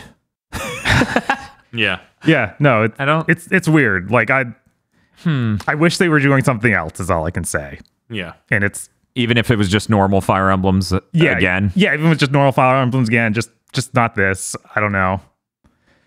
I guess it's there for people who are just pining for another story in this world. And I'm gonna put this out there just so people can just sit on it and have to realize how horrible this could be. Okay. Because like Phil said, oh yeah, well, this could be like a consistent story that's like the ideal path. What if this is just a all the characters from this world get transported to another world and it has nothing to do with any events from that other game you like? We've seen a bunch of stuff that like lines up with the story but alternate. So I think it's going to be a retailer. an actual Not an isekai. Not an easy. Yeah, it's like they were going to do this for the DLC for Three Houses and then realized, what if that was its own game we could charge another $60 for? Yeah, I like part of it's also I wanted to see a real new Fire Emblem. I wanted to see progress with the franchise. And it's like, no, instead it's this Warriors game. When did Three Houses come out? 2019. Yeah. So it's been almost 3 years. 2019. They did the DLC the next year. I would assume that like many things, Switch 2, like it's all being held back. Yeah, it's very possible. Like, and obviously this isn't stopping them from making a real next Fire Emblem. It's a totally different team. Yeah, it's just a buffer thing because like most of the work on the last Fire Emblem was what, Koei Tecmo. It was. Warriors is Koei Tecmo. I mean, that's also. Yeah, I know. I was thinking in general like teams and stuff because Intelligent Systems, like their last game was the Paper Mario game, and I assume I'm wondering what their because that's also them. So I'm wondering what their next game is. Are we sure it wasn't like the golf game? I want to believe that they'll go down to okay. Let's have each unit be one unit again. Them controlling an army just makes the game look terrible. It really does. Yeah. Yeah. Like, so hopefully. Yeah. Let's see. They did Paper Mario in 2020. And they did WarioWare Get It Together last year. So they ship about a game a year. Yeah. Okay. Sometimes multiple a year. Oh God, I forgot that they made Codename Steam. Yeah, they did. Of course. That's the most disappointed at them I've ever been. Right. It's like, what if we just made a terrible version of Valkyria Chronicles? Man. No, it's literally that. I'm gonna keep saying it. Alpha Dream is dead. Make a real Paper Mario again. God damn it. That would be nice. Yeah. Yeah, that would be cool. Or just beg Square Enix to make Super Mario RPG 2. I will also take that. I'll take any RPG dev that you're willing to trust to be like, hey, make a Mario thing. I will take a Mario RPG that has levels and stats and distinct party members. I don't care who makes it. I need it. Okay. Yeah, because I know you won't pick Idea Factory, so I'm safe. Yeah, we feel like Can you Idea Factory fucking has some imagine? Nintendo DNA. Yeah, there's no way that shit's happening. Did they steal it? Did they steal your DNA? Yeah, it's in a vial. They freaking got Wesker over there. While I was sleeping, they came at me with a syringe. It's like yeah, we found this really great studio, and it's like The Thing, like Idea Factory's The Thing. What we got here is a life form that can imitate any other life form, and it does it perfectly. Yeah, Idea Factory does so many things perfectly. Yeah, We're going to move on. Now I Okay. really want to see Nintendo hammer Idea Factory into a real studio and how insane that would be. That would literally be the only glow up bigger than Mercury Steam, right? Literally. Get a fucking shit. All right, game number 2. We're gonna go through this faster. Advanced Wars 1+2 Reboot Camp is coming April 8th. That game still looks sick. Yes, I'm very excited. Yeah, excited. April games, I've yeah. never played an Advance War. They can Wait, confirm- what? Yeah, I've never played an Advance War. Like, I didn't have a lot of money, so my money was for consoles. Oh. Yeah. Okay, I didn't have a lot of money, so I churned my entire library over and over buying used games. Okay. I owned Advance Wars didn't 1 do at that. one point. But yeah, Like Advance Wars is really great. My GBA games were like Superstar Saga, the game that came with it, the Donkey Kong Country port, which came with it, and I think I had like Final Fantasy Tactics Advance 1 Okay, and Aria of Sorrow, and I think those were my GBA games. gotcha. Okay, that's still kind of solid. Yeah, That's a solid lineup. yeah, I'm definitely going to stream some Advance Wars, so at least you can check it out there and see whether or not you're interested. I think it's great. Yeah, they're putting voice acting in this as well. Yes, and that's awesome. Yep. And they'll probably rebalance it. I wonder how many people will be Christina V. Yeah, I know. I literally said on the reaction with me and feel like this is way forward. They got her on tap, right? Yes, very excited. This next announcement actually fucking floored me. oh yeah, fucking feel popped off with a laugh at No Man's Sky. Yeah. Is coming to Switch this summer, and my chat was like, "Is this There are questions of like, is this like a cloud version?" I'm like, not when it looks like that. Yeah, a lot of our chat was wondering if it was a cloud version too, and I'm like, one, you shouldn't get this far into this trailer without saying that, and two, it looks a little too low res to be any cloud stream. Yeah, like everything at a distance had that like, this is a Switch port look. It felt like Xenoblade 2 resolutions out here. Yeah, Yeah. like distance stuff. But it's just, I can understand the confusion. It's super surprising that a company, like an indie company, is doing a port this ambitious. Yeah. Like a game that big. Also, I love that this game changed so much. Bob's watching the trailer and he's like, what is this? Yeah, I know. It's like No Man's Sky has had many rebirth and evolutions. It's like it's third person? Yeah, what? we stopped halfway through and Bob's just like, that game didn't ship third person, right? And I'm like, no, it did not. It was first person only. He's like, okay. Yeah, it was like I could have sworn there was a thing of Yeah. like you could take the camera out in a debug mode and see that nothing was there. Yeah, we're no longer in the age where it's like you play footage of it while Jurassic Park and a kazoo. Yeah, no, that game's really hype. I'm glad it got the Mercury Steam glow up. Yes. It coming to the Switch is hilarious and I never would have expected that. Next up, after over 10 years, this franchise is back. Mario Strikers Battle League was announced. It's coming out June 10th. Yeah, that's insane. That I figured rules. this was Yeah, dead. I know. Also, no Daisy. What the heck? Yeah, what the fuck? I always associate when you boot it up and she screams, "Next level games!" Obviously, that's DLC. That's You the need DLC. the Daisy she Pass? is there. She is They there. fucking know. She is there biking. We will never ship another sports game. With Daisy, you have to buy her every time. Can that be our title for this episode? Daisy is Nintendo's Biken. Yes. Just like how Rosalina is Nintendo's Lightning. That's a lot to unpack. I've never played a Strikers game, but I've always been enamored with how those games look. They have such a distinct, really cool ass style of we're gonna murder people in this game right now. Okay, thank God. Next Level Games is confirmed for working on this. Cool. I was like, Also, it's the same cadence they've been following for years. Every 3 years, they release a game. Huh. That's bizarre. Thank clockwork. fucking God. Thank fucking God And that it wasn't Pikmin like that leak. I would have been Oh, so yeah. fucking unspeakably pissed if they were locked in literally like Miyamoto's prison of having to make Pikmin. because they made Luigi's Mansion 3, then they were acquired by Nintendo, and it's like the first game they make, fucking new Strikers is just back. Yeah, that rules. Yeah. And I'm yeah, like- and I'm- this is way more hype than New Luigi's Mansion. Honestly. Oh yeah, of course, because we already got a new one. Yeah. Which means they need to follow the order of the past, where the thing they made after the Strikers Wii game was a Punch-Out game. Please. Yeah. Was a for Punch-Out the game. love.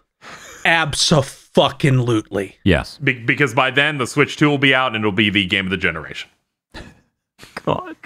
I I will scream if we get a new Punch-Out game. dude, that Yeah, I feel like there just have to be people at that studio Like, that are starting to get pulled if they're able to do this again. you guys got to understand, I never saw the 2009 Punch-Out game coming. I thought Super Punch-Out was the last Punch-Out forever. That's- I've been playing that since I was a child. I know. And then they pull out Punch-Out on the Wii, and I'm like, oh my fucking God. So if they do it again, dude, Punch-Out Wii is one of the best Nintendo games they've ever made. yes. Period. Yes. Like that game is so polished and charming and perfect and has like exactly the right amount of shit in it and is funny God.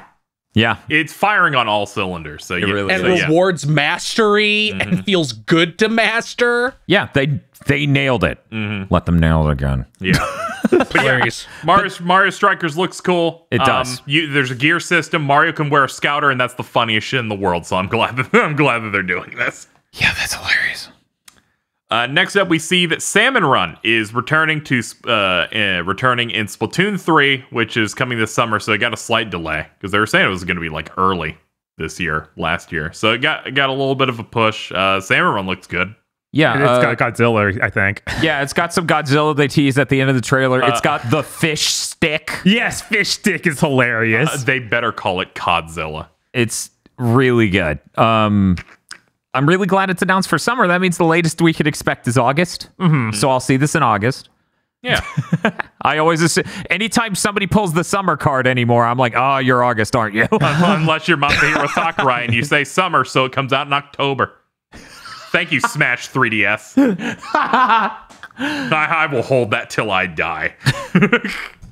So fun. A lot of people. I did not play Salmon Run in Splatoon 2. I saw a lot of people watch this trailer and be like, "Okay, you can pass the egg," so they fixed every single problem with yeah, Splatoon. no, we were Salmon Run. We were exploding on our stream. Tosh is losing in the background. I'm losing it. I'm like, this changes everything. And she's like, wow, people can pass eggs except for people online will never pick them up.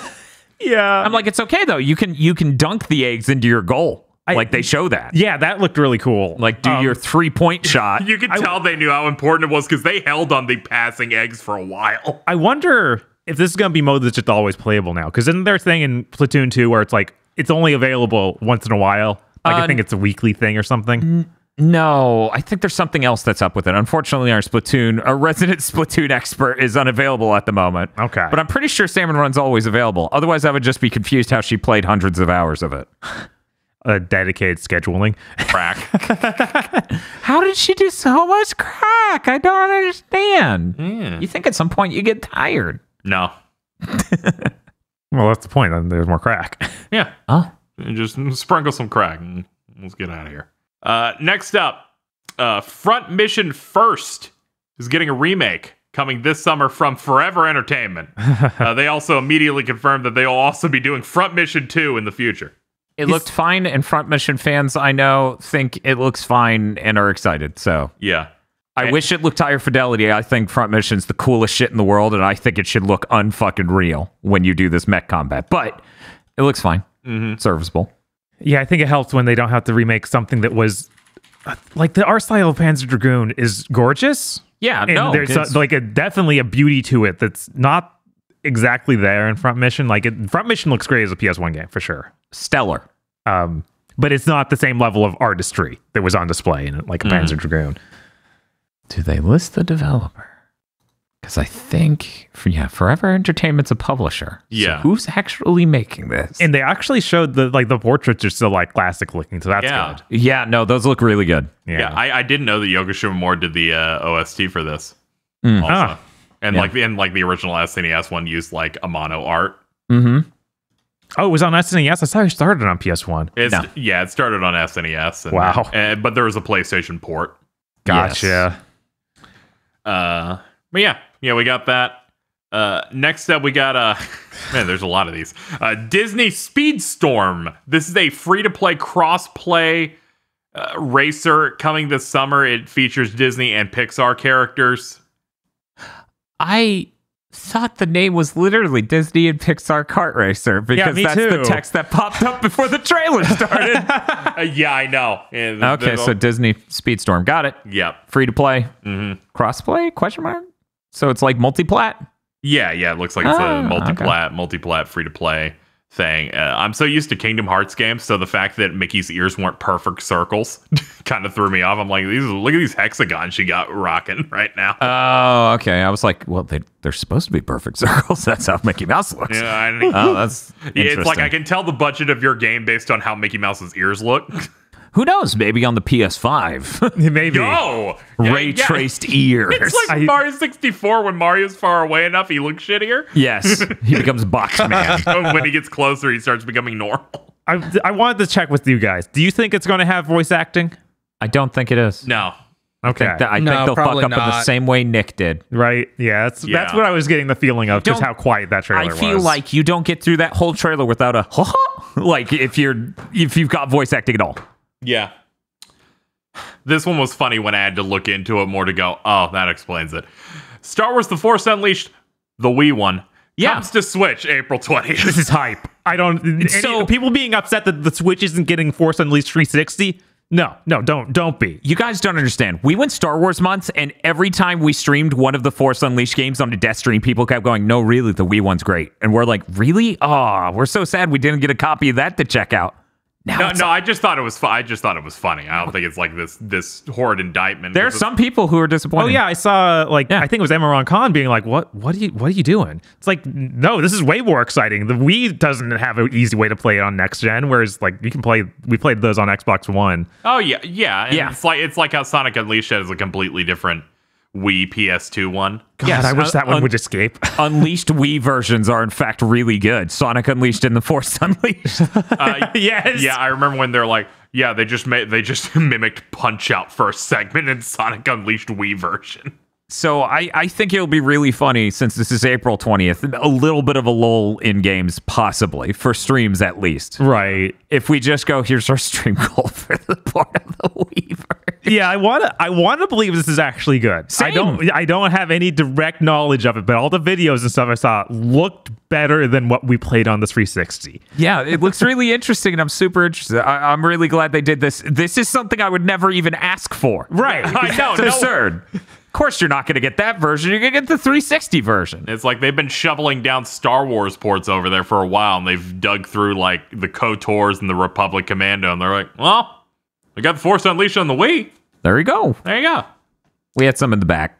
I'll also feel saying that he wants Starkiller to be in Jedi Fallen Order 2 to be the Virgil for Cal lightsaber. Yes, I think I say that this is my Star Wars fanfic. Okay. They bring back the Emperor's hand position from the old EU and be like, it's a clone of Palpatine. It's Sam Witwer.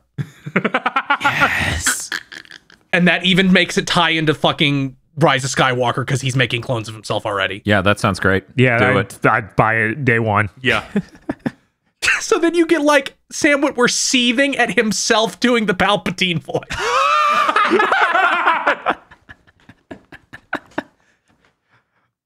Can we get Mike Staclosa to do it instead? Lightsabers. Only Palpatine, right? yeah. Okay. No, he's not going to play Starkiller. Okay. Okay, yeah.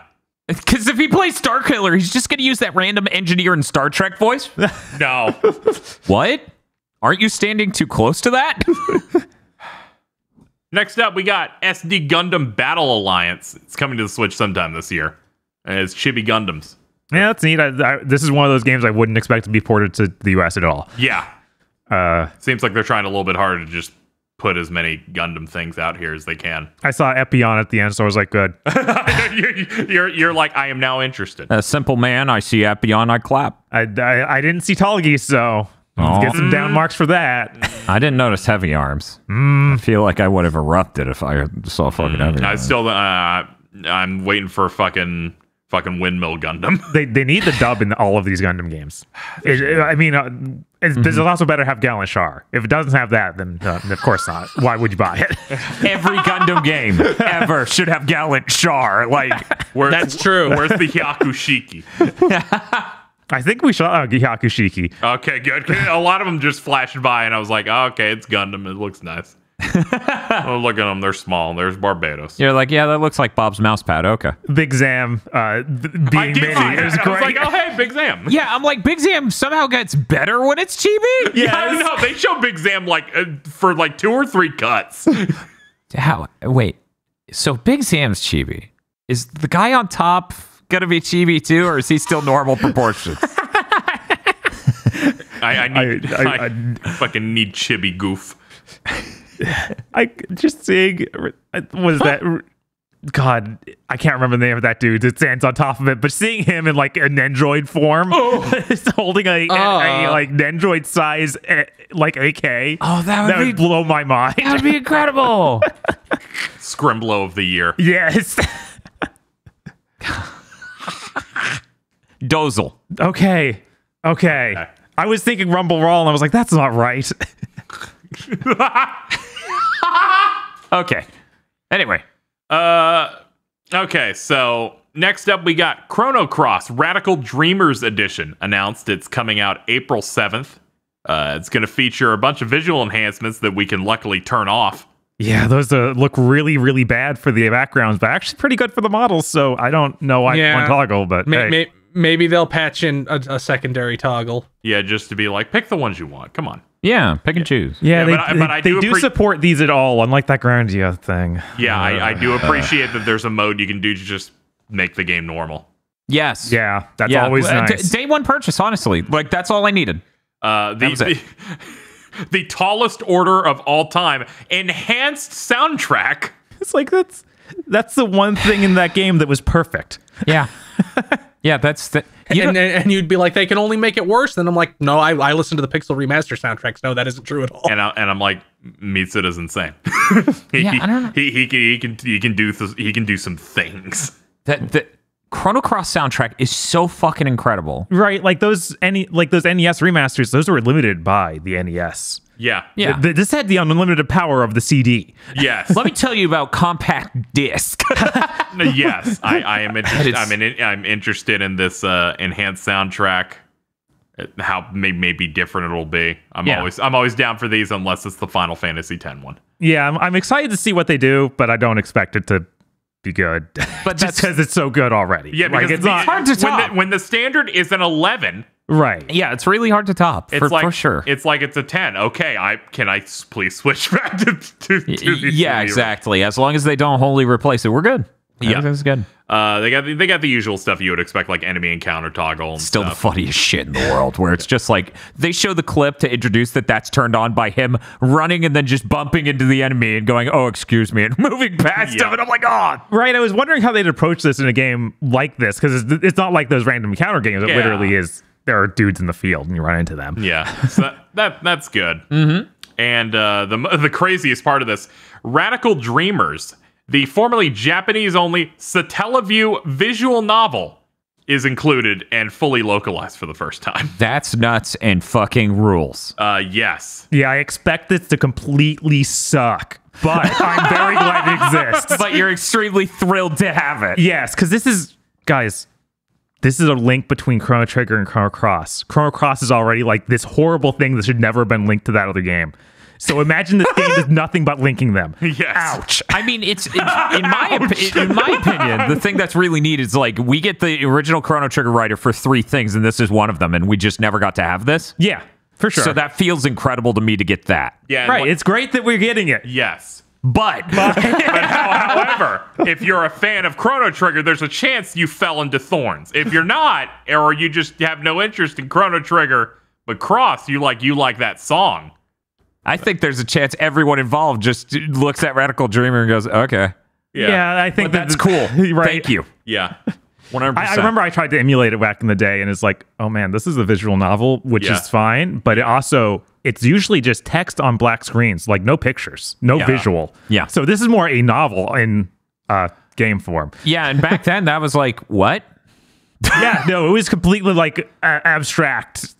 Like I was like, what am I doing? Because it was all untranslated. I just mashed through it, hoping something would appear, and nothing ever appeared.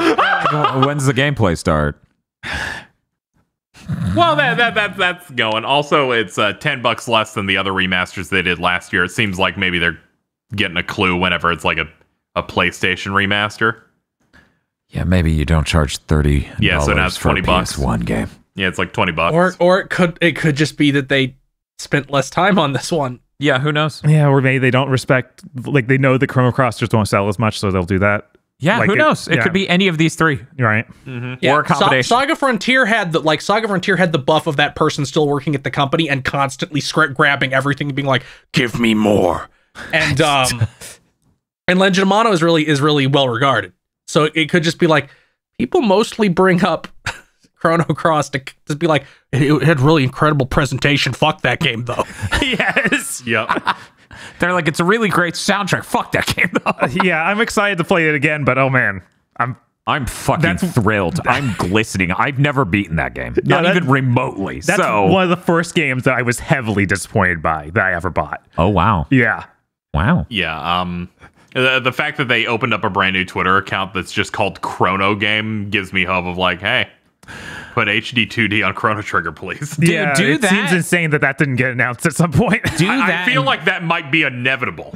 Do that and greenlight a new Chrono game that uses because you can't tell me that the concept of the original Chrono Trigger from a tech level isn't exactly what would be conducive to AAA game of like it's one world, but it's different time periods and a story that's told across it. Like Right, like that's something that seems achievable in a way that's really cool now. Honestly, I was gonna say no, don't even do. They may not even be doing the 2D 3D remake. They might be just doing. We're gonna remake Chrono Trigger with insane budget. yeah, that would be neat. Yeah, I know. I just imagine like the sprite work of HD 2D, but with, like some of the stuff in Chrono Trigger, and I'm like, See, that would Yeah, be that would be ideal. That would be cool, except for the part where they get the pixel aspect ratio wrong, and I get mad. yeah, It's like they're not actually supposed to be that skinny. Goddamn emulators ruined it. okay, Nobody's played these games on a fucking real system. okay, time for bed. It would- but it'd be neat to see them be like, well, this was literally drawn like by Toriyama and stuff. Has a ton of anime inspiration. What if we just try to make it like cell shaded, like CyberConnect 2 style, but it's for an older anime, so it's all dark and edgy looking. That'd be great. Oh god, yeah, That'd be dope. yeah. And then they're like, well, we took CyberConnect off of the Final Fantasy VII remake. We'll give them Chrono Trigger. Just give it to fucking Dragon Quest guys. They're already doing shit on Unreal that looks like Toriyama stuff. Yeah, do. Yeah, go ahead. MLB The Show 22 is shown. It looks like a Switch port. It's going to have cross progression. I wrote this in here because it appeared. I started laughing and went, I want to see this game on every platform. Because it looked so much worse on the Switch. I'm like, Oh, dude, yeah. this rules. Yeah, I know. It looked fucked up. This one was a nice surprise. Klonoa Fantasy Reverie Collection was announced. It's coming out July 8th, packaging a couple of games. This is my blind spot. I know nothing about Quinoa. Klonoa rules.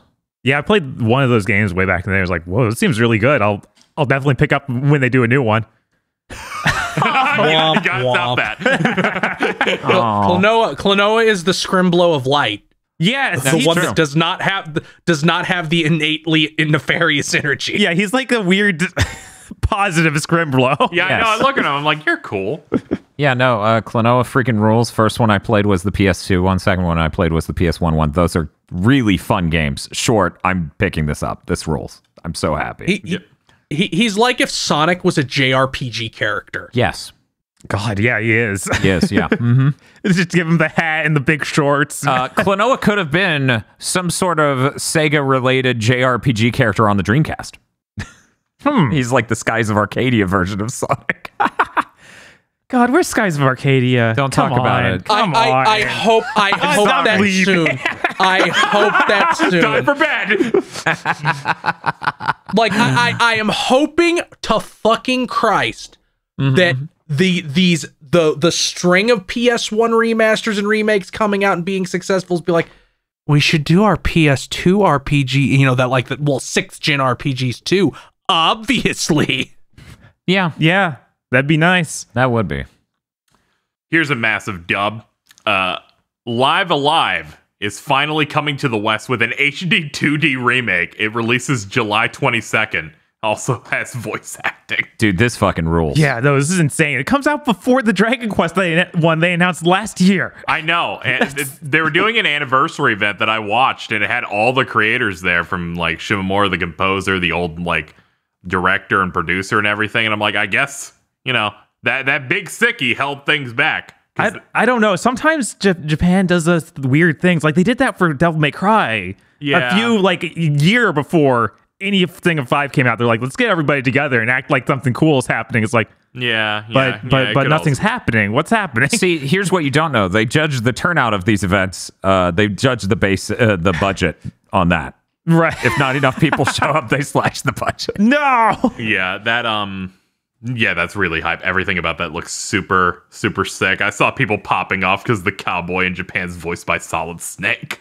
That's awesome. They're apparently getting like an all-star cast and everything. And yeah, I just want more of these HD 2D remakes. They look really, really great. Yeah, I'm super excited for this being like, hey, this is a game that I've always been pretty excited about since we played it like a year. Years No, ago. that was several years ago, wasn't it? Dude, that was forever. That was like 2019, 2018. It's like, this seems really cool. Yeah, we played these the entire cowboy segment, and we're like, man, we need to play the rest of this sometime. Mm-hmm. So I guess this helped. yeah. Like that. Yeah. The remixes sound great. They played a little bit at the end of Megalomania. A completely different song. Yeah, which inspired Toby Fox to make Megalovania. Couldn't even tell. It's great that he tweeted that out just to make sure everyone knew. Oh, he tweeted that? I thought Yes. it was just fucking obvious. Yeah, no, not just No, Toby Fox is like, I'm super excited for this game. Did you know that I directly based that song name off this? Like, yeah. And also when they when he went to Japan and they did Live Alive like anniversary concert, when they played Megalomania, they started playing Megalovania in it. That's really funny. The only way Toby Fox could win more is if they're like, and here's the revival of Brandish. God, Where if you don't know, the main character of Brandish, that's just how the main character of Deltarune looks.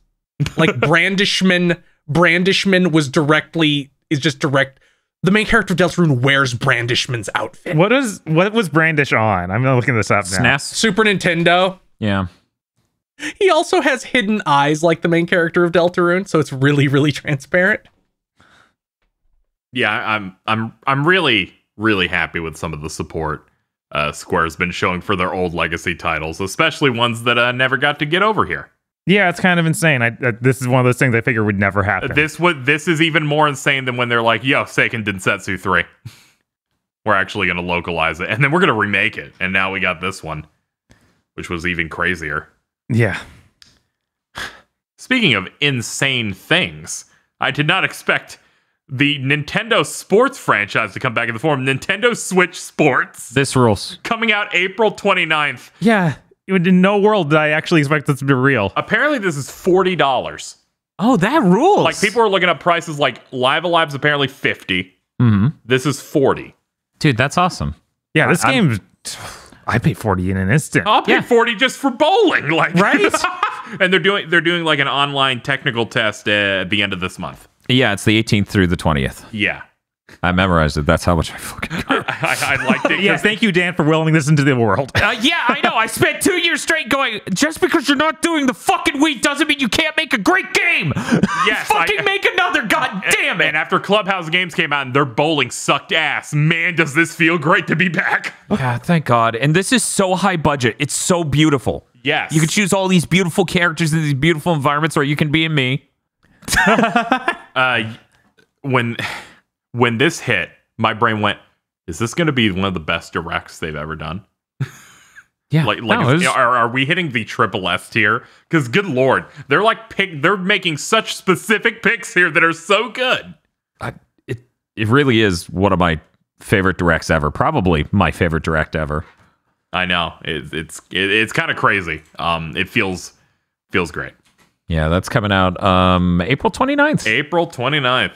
Because a lot they're like, we're gonna fill up the April slot for you. Which is funny as hell, because before it was like, I guess there's a break in April. Yeah. Right. Not anymore, Yeah. motherfucker. Triangle Strategy got a thing to promote its final demo where you can play the first 3 chapters and carry that progress over to the main game. I'm still really excited for this one, given the sheer amount of how different things are based on your choices in that game. Like, based on what you do, you'll get entirely different maps and scenarios. After that, we got Metroid Dread getting some free updates. The first one's already out that has a rookie mode for easy mode, and then Dread mode, which makes you die in one hit. April is going to give us a boss rush. The boss rush will be cool. Oh, yeah. That's going to be awesome. God, yeah. Is anyone ever going to boot up these other 2 modes in here? Like any of us? I I'm- believe these are for someone. Honestly, I they're I not. may do the Dread mode. I don't know. Okay. But Yeah. I mean, at least you can hit save points. Like, hey, I guess you can crunch through it. yeah. I just have to be perfect. Yeah, just be perfect, Dan. Yeah, that's all. I wonder if they're going to add artwork and not tell anybody. Just like, yeah, you beat Dread mode and here's an extra thing. I would be so pleased. It's artwork and it's for their next Metroid game. That'd rule. And they're like, here you go. Here's some artwork that you'll see for Metroid 6. Yeah, and weirdly enough, they're updating the demo to have these modes in it. Weird. Okay. Like the Rookie and Dread mode. It's pretty interesting. The rookie mode, I definitely understand. Just for like, hey, here's something a bit more approachable. If you're not, even though I feel like much of the difficulty in Metroid Dread is later, and not at the very beginning. It would be funny if the demo was like, we're going to throw you halfway through the game. Oh my I'm god! like, I'm fucking lost, asshole. I haven't played this. Yeah, but fight those really thick enemies that have like the red and the white like spark punch things. Yes, rocket punch bastards. Yep. Gets a Fumaden, Undying Moon launches is out. It launched on Switch, and PC versions leaving early access on the 17th. yeah, I thought the discrepancy there was a little weird. Of like, I thought that early access would end before you put it on consoles, but instead it's like, yeah, we put it on the console. A week later, it'll leave early access. They needed that Nintendo push, you know? I guess. Get that in front of some eyes. The original Getsufumo Den is really cool. Yes. Bob checked this out very early on in early access, right, Bob? Yeah. Yeah. It was neat. It's a roguelike.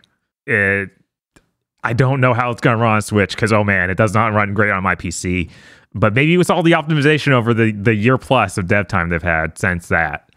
Yeah, who knows? Also, they're putting the original one in the deluxe edition of this for the Switch as well. Oh, neat. Good. Same deal where I don't think it has any translation other than some menus. Why are they doing that? I don't know. I have no idea. But they have a really cool feature where if you use it on portable, the title screen acts like the old holographic cover to the game. Where Yes. you change the angle on it. Oh. And the title screen literally shifts between the images. Yeah, you tilt the actual physical switch in your hand, and the That is title screen nuts. changes exactly. It looks so cool. So the next thing that we have is something that seemingly is fake, and it's something that I made up just out of my own mind. Mm-hmm. 5 years after the launch of Mario Kart 8 Deluxe, almost, they're going to give it DLC. But not just a little DLC. They are doubling the game's courses by releasing 48 more, so it's going to have 96 by the end of it. They're doing That's this. insane. They're doing it across 6 waves until the end of 2023. The first wave, which means 2 circuits, 8 courses, will be out March 18th. That rules. Yeah, like they're releasing this many courses and this many at once is insane. They're going from 48 to 96.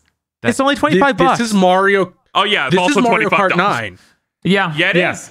It's better than Mario Kart 9 because I've seen some people going, "This sucks. They should make a new one." I'm like, no, they shouldn't, because this one feels great. I feel like I get it if you played it like hundreds of hours already, but at the same time, it's like now you have twice as many tracks to play. I understand wanting to have a new Mario Kart from either a mechanical angle or having a game that wants you to unlock content in it again. Right. But to be honest, I want this more. I do want a Mario Kart 9 eventually, but I want this way more.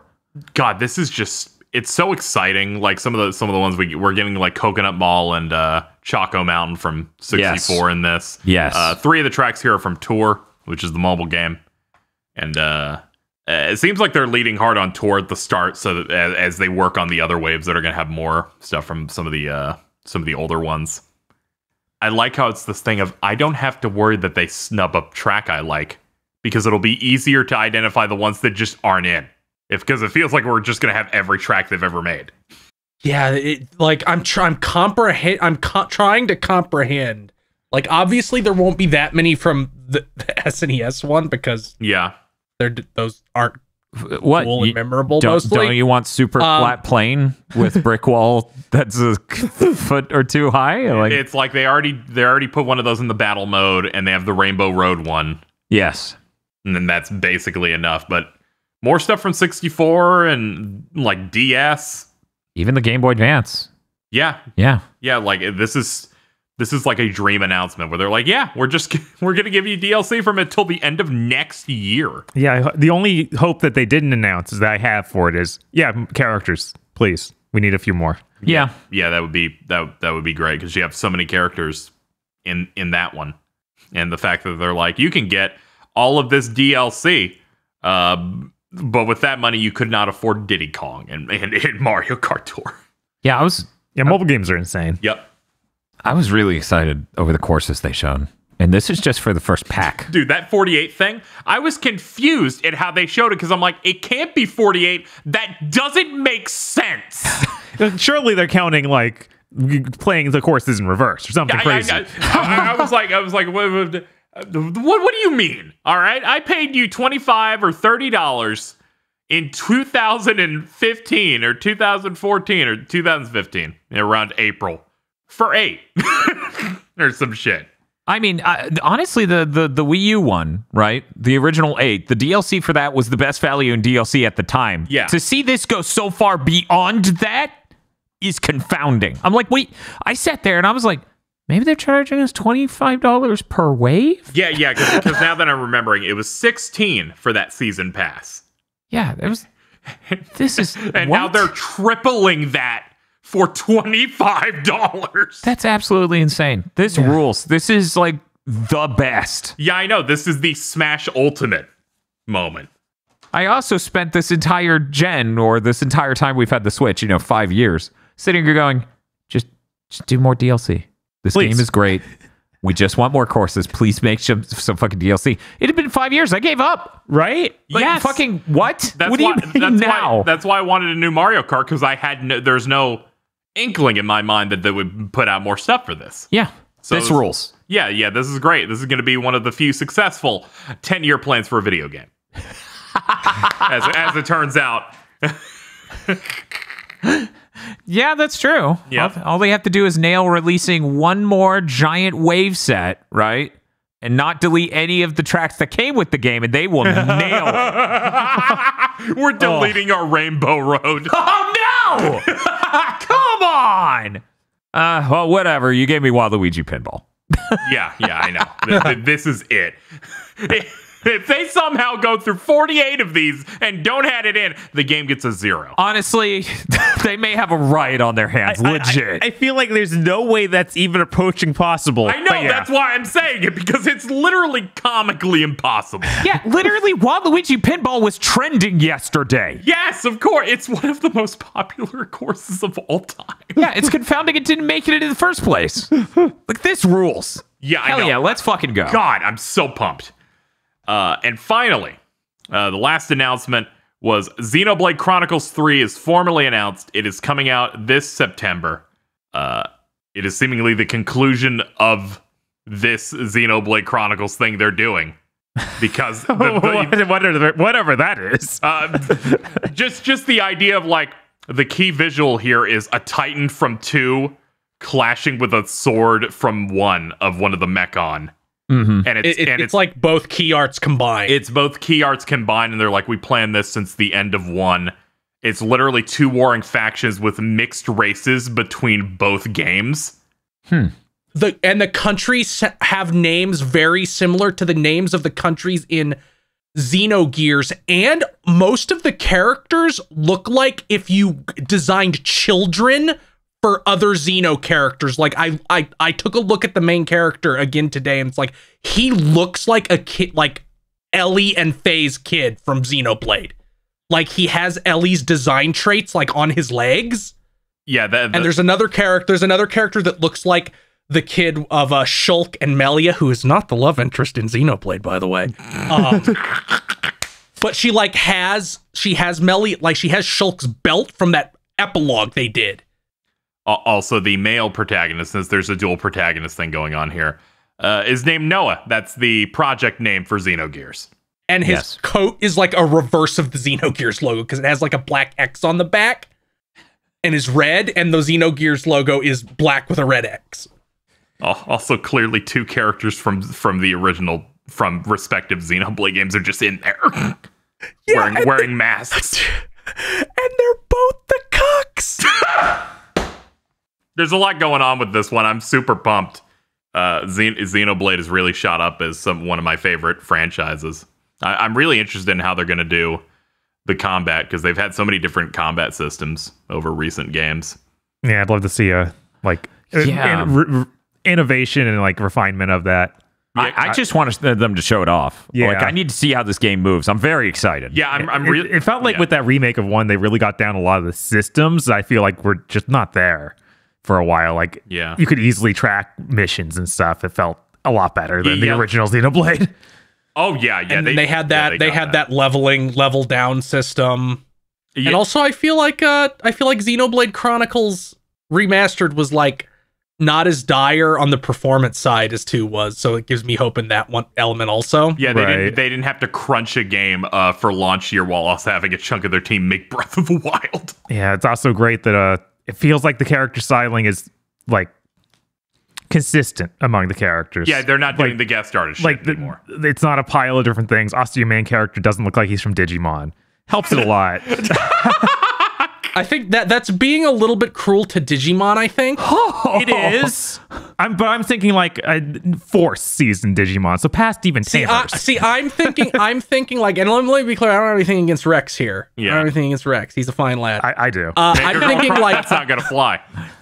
I'm thinking like, if Level 5 lets Inafune make a game, like one of their Level 5 aesthetic games, it will have a protagonist that looks like Rex. You know, Rex has drip. He's pretty raw. Those pants are so bad. I don't need to see his exposed fucking pockets. Rex is like dripless Bennett Genshin Impact. Yes. I'm like every single Genshin Impact character looks better than Rex. It's intense. Yeah. But yeah, same character designer, but thankfully they're not doing that guest shit. Some of them I'm like, that looks good, but it doesn't fit with this at all. Yeah, I was like, those Nomura characters look good. They don't fit in that game, period. Yeah, I know. They should have honestly just got him to do all of them. That'd be great. Yeah, I know. That would have been good, because they clearly knew how to like translate that incredibly well. But I'm interested in how the combat feels in this, because they've done so many different ones. Like, I enjoy Xenoblade 2's, but then it got a lot better with its DLC, where they completely like reworked it for Torna, and that is probably my favorite combat that they've done for that. Cool. So I'm interested. I'm interested in what they're going to do with that. I imagine we don't have to wait long. Probably like E3 will get a Oh yeah. get the gameplay Yeah, 'cause blowout. this is comes out September. I know That's it's crazy. Yeah, so we're gonna get the 18 hours of the Treehouse playing it. that rules. I Yeah. know this for it. This direct was so good. It gave me everything I wanted. A bunch of JRPGs, so every Nintendo YouTuber must be pissed. It also gave us Kirby, the Forgotten Land, introducing horrifying Vor, which we skipped. I don't know how if fucking the jump happened. That trailer looked amazing while being horrifying. You know, I'm glad Yeah. we saved it for last thing. 'Cause good lord, you can check out the clip on my clips Twitter of just me giggling and Phil going, It's like, it's like, okay, I get it. Fridge mouth, got it. Vending mouth, what? Arch mouth. Okay, guys. Yeah, I didn't think we'd light have bulb to, mouth. I didn't think we'd have to deal with mouth in the title of any Kirby power. I know. I can't wait for him to eat the planet. It's so fucking good. It's so fucking good. Also, your powers can upgrade to higher tiers, bringing back some of the older Kirby 64 stuff. You can do different like mixes to like dragon Kirby powers and shit. Yeah. It looks amazing. Yeah. Yeah, I was watching this like, man, is this going to be the first like really amazing Kirby since the NES or something? Or sorry, the SNES? I was gonna say I'm a fucking kid. Yeah. No. I stand for that second Wii one because that's like the successor to Superstar in my mind because Yes. it has all the cool inputs for moves. Yeah, no, the And it Wii has one is incredible. You're Really, totally- it has an unbelievably like extensive challenge mode Huh. with like custom levels. Yeah, that's Return to Dreamland, right? Yeah. Yeah. No, that one is incredible. I've heard nothing but praise for Planet Robobot. Yes. The final 3DS one they did. Yes, I hear that too. Mm-hmm. Absolutely. Eric was like, "It's so good, you should play it." I'm like, "Cool, can I borrow it?" He's like, "I bought it digitally," and then I just looked at him. You give him the fucking fluoride stare for being like, "This is great, buy it." I'm like, But it's a 3DS game in 2018. No. sweetie, sit down. We need to talk. That's coming out in a month. Yeah, that honestly, The same this- day, the same day as fucking Ghostwire. This whole season is just pummeling us. It's awful. I believe if you pre-order Ghostwire, you get it for 3 days early, so it's away from Kirby. I think that's Only if you through buy that. the expensive edition think you that need to gives buy you the the deluxe. Shinobi garb. If you want space, you're gonna have to buy the deluxe edition of Ghostwire. Yeah, you need to buy the deluxe. In Austin, you need to buy it digitally. You can't even get the physical and get it But early. that's important. I want streetwear guy. Yeah, you want the Shinobi garb or whatever. It's so hard to be excited for that one. It's like, this game's in first person. I mean, Those cutscenes are gonna look so good. I'm kind of losing it where I'm like, I was really excited for Ghostwire, but the strength of this Kirby trailer is like so strong. It doesn't stand a chance. This was just like Mario Odyssey, where they're like, "Here's some trailers for it," and I'm like, "This looks like it'll be a great game that I will really enjoy." Here's one more trailer where we were hiding something fucked up that's gonna make people implode. Which, you know, they hid the possession mechanic in Mario for a while, Yeah. and the same thing happened here, but with body horror. I really like the village. With Throat Goat. The village is really good. Let's talk about Waddle Dee Town, where you rescue Waddle Dees and they start filling out the town with more shops and restaurants and stuff, and it rules. The idea that the Waddle Dee Village, you create the battle arena, because I saw the trees turn into the arena. I'm like, it's gonna be so good. Yeah, no, this is possibly going to be the greatest Kirby game ever made. They're gonna have like all three fucking Meta Knights, like Meta Knight, Galactonite, that weird Flora Knight or whatever. That I think is in like Star Allies, where I'm like, how many of these are there? Galactonite's so good. Oh yeah, Galactonite's the fucking sickest, because then they're like, bust out the guitars. Yep. Oh man. But yeah, no, this Kirby game is going to be great. I'm absolutely getting it day one. Yeah, it feels like, you know, last year was Metroid's year to knock us on our ass, and how Kirby's like, hold up, here we go. Okay. Well, that's it for news. We survived. Bob and I are in the middle of Bioshock week. Feel free to come on over to twitch.tv/gigboots2. Watch us survive Bioshock week. You know, Unless somehow we already finished it. there's no fucking way. When do we finish Friday and go, okay, let's do another Saturday. Okay, let's do another Sunday. Yeah. Okay, let's rush out the DLC before Big Thing goes live. Yeah, no, we might be insane. I have no idea. Something that gave me psychic damage that I somehow put out of my head when I set up Bioshock Week. Yeah. Main character Bioshock Infinite's Troy Baker. Yes. Of course. I don't think he's Booker in Infinite, but I might be wrong. He is. No, he is. That's him. Oh, I don't know if it's any of the rest, though. Okay. So wait, he came in 2013. He was Booker and Joel. Yeah. Mm-hmm. Yep. You got it. And those games came out like really like a couple months. No wonder like the Troy Baker is the sad father like type stereotype formed. Right. It's like I forgot. It's like, oh God. I mean, he just became the hypest man in gaming, like the second Nolan North. Like all in 1 year, he became that. Yeah. It was really funny. And then he chose hate. No, Very unfortunate. he now chose to not do that anymore. Yeah, he chose to control Z hate. Yes. He took the hate, okay? And I will be able to make a very specific joke next week on Big Think about what he did with the hate, how it might involve Rivers. KZ, what are you doing? I don't know. I feel like we have that like week lull before I get punched in the head with even more video games. Yeah. So I'll take that. I'll take that and enjoy it. I'll take that with gratitude. Yeah, I'll take that with gratitude. I don't have anything specifically big going on. Hey, Phil, has Sessler called you? God, I wish. Imagine if I just show up some week and I'm like, yeah, Adam Sessler challenging me to a fight, because he was doing that for a little bit. That would be incredible. Because he remember this was like right after Trump got elected. He was like posting pictures of himself in a gym and challenging people on Twitter to fight. Dude, I wish you would fight Cecil. We get so many numbers. That is a really specific brain disease. Fight me. No, literally.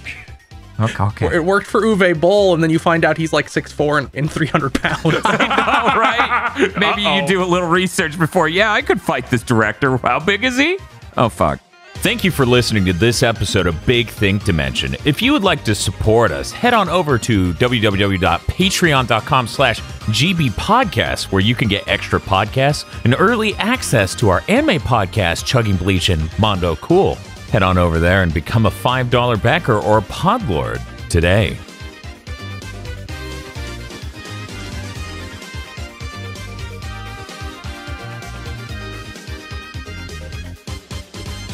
This month's Gigaboots videos were brought to you by the continued support of our executive producers, such as Esme, E. Lee Broyles, Star Falcon, Spaceman Spiff, Red Blaze 27, Brendan O'Sullivan, Burning Pepsi Man, Adam Admar, Cooper Tank, and Virmvarm. Thank you very much to our executive producers, and also these gamers. If you want to support Gigaboots so we can continue the content crunch, then head on over to patreon.com/gigaboots today.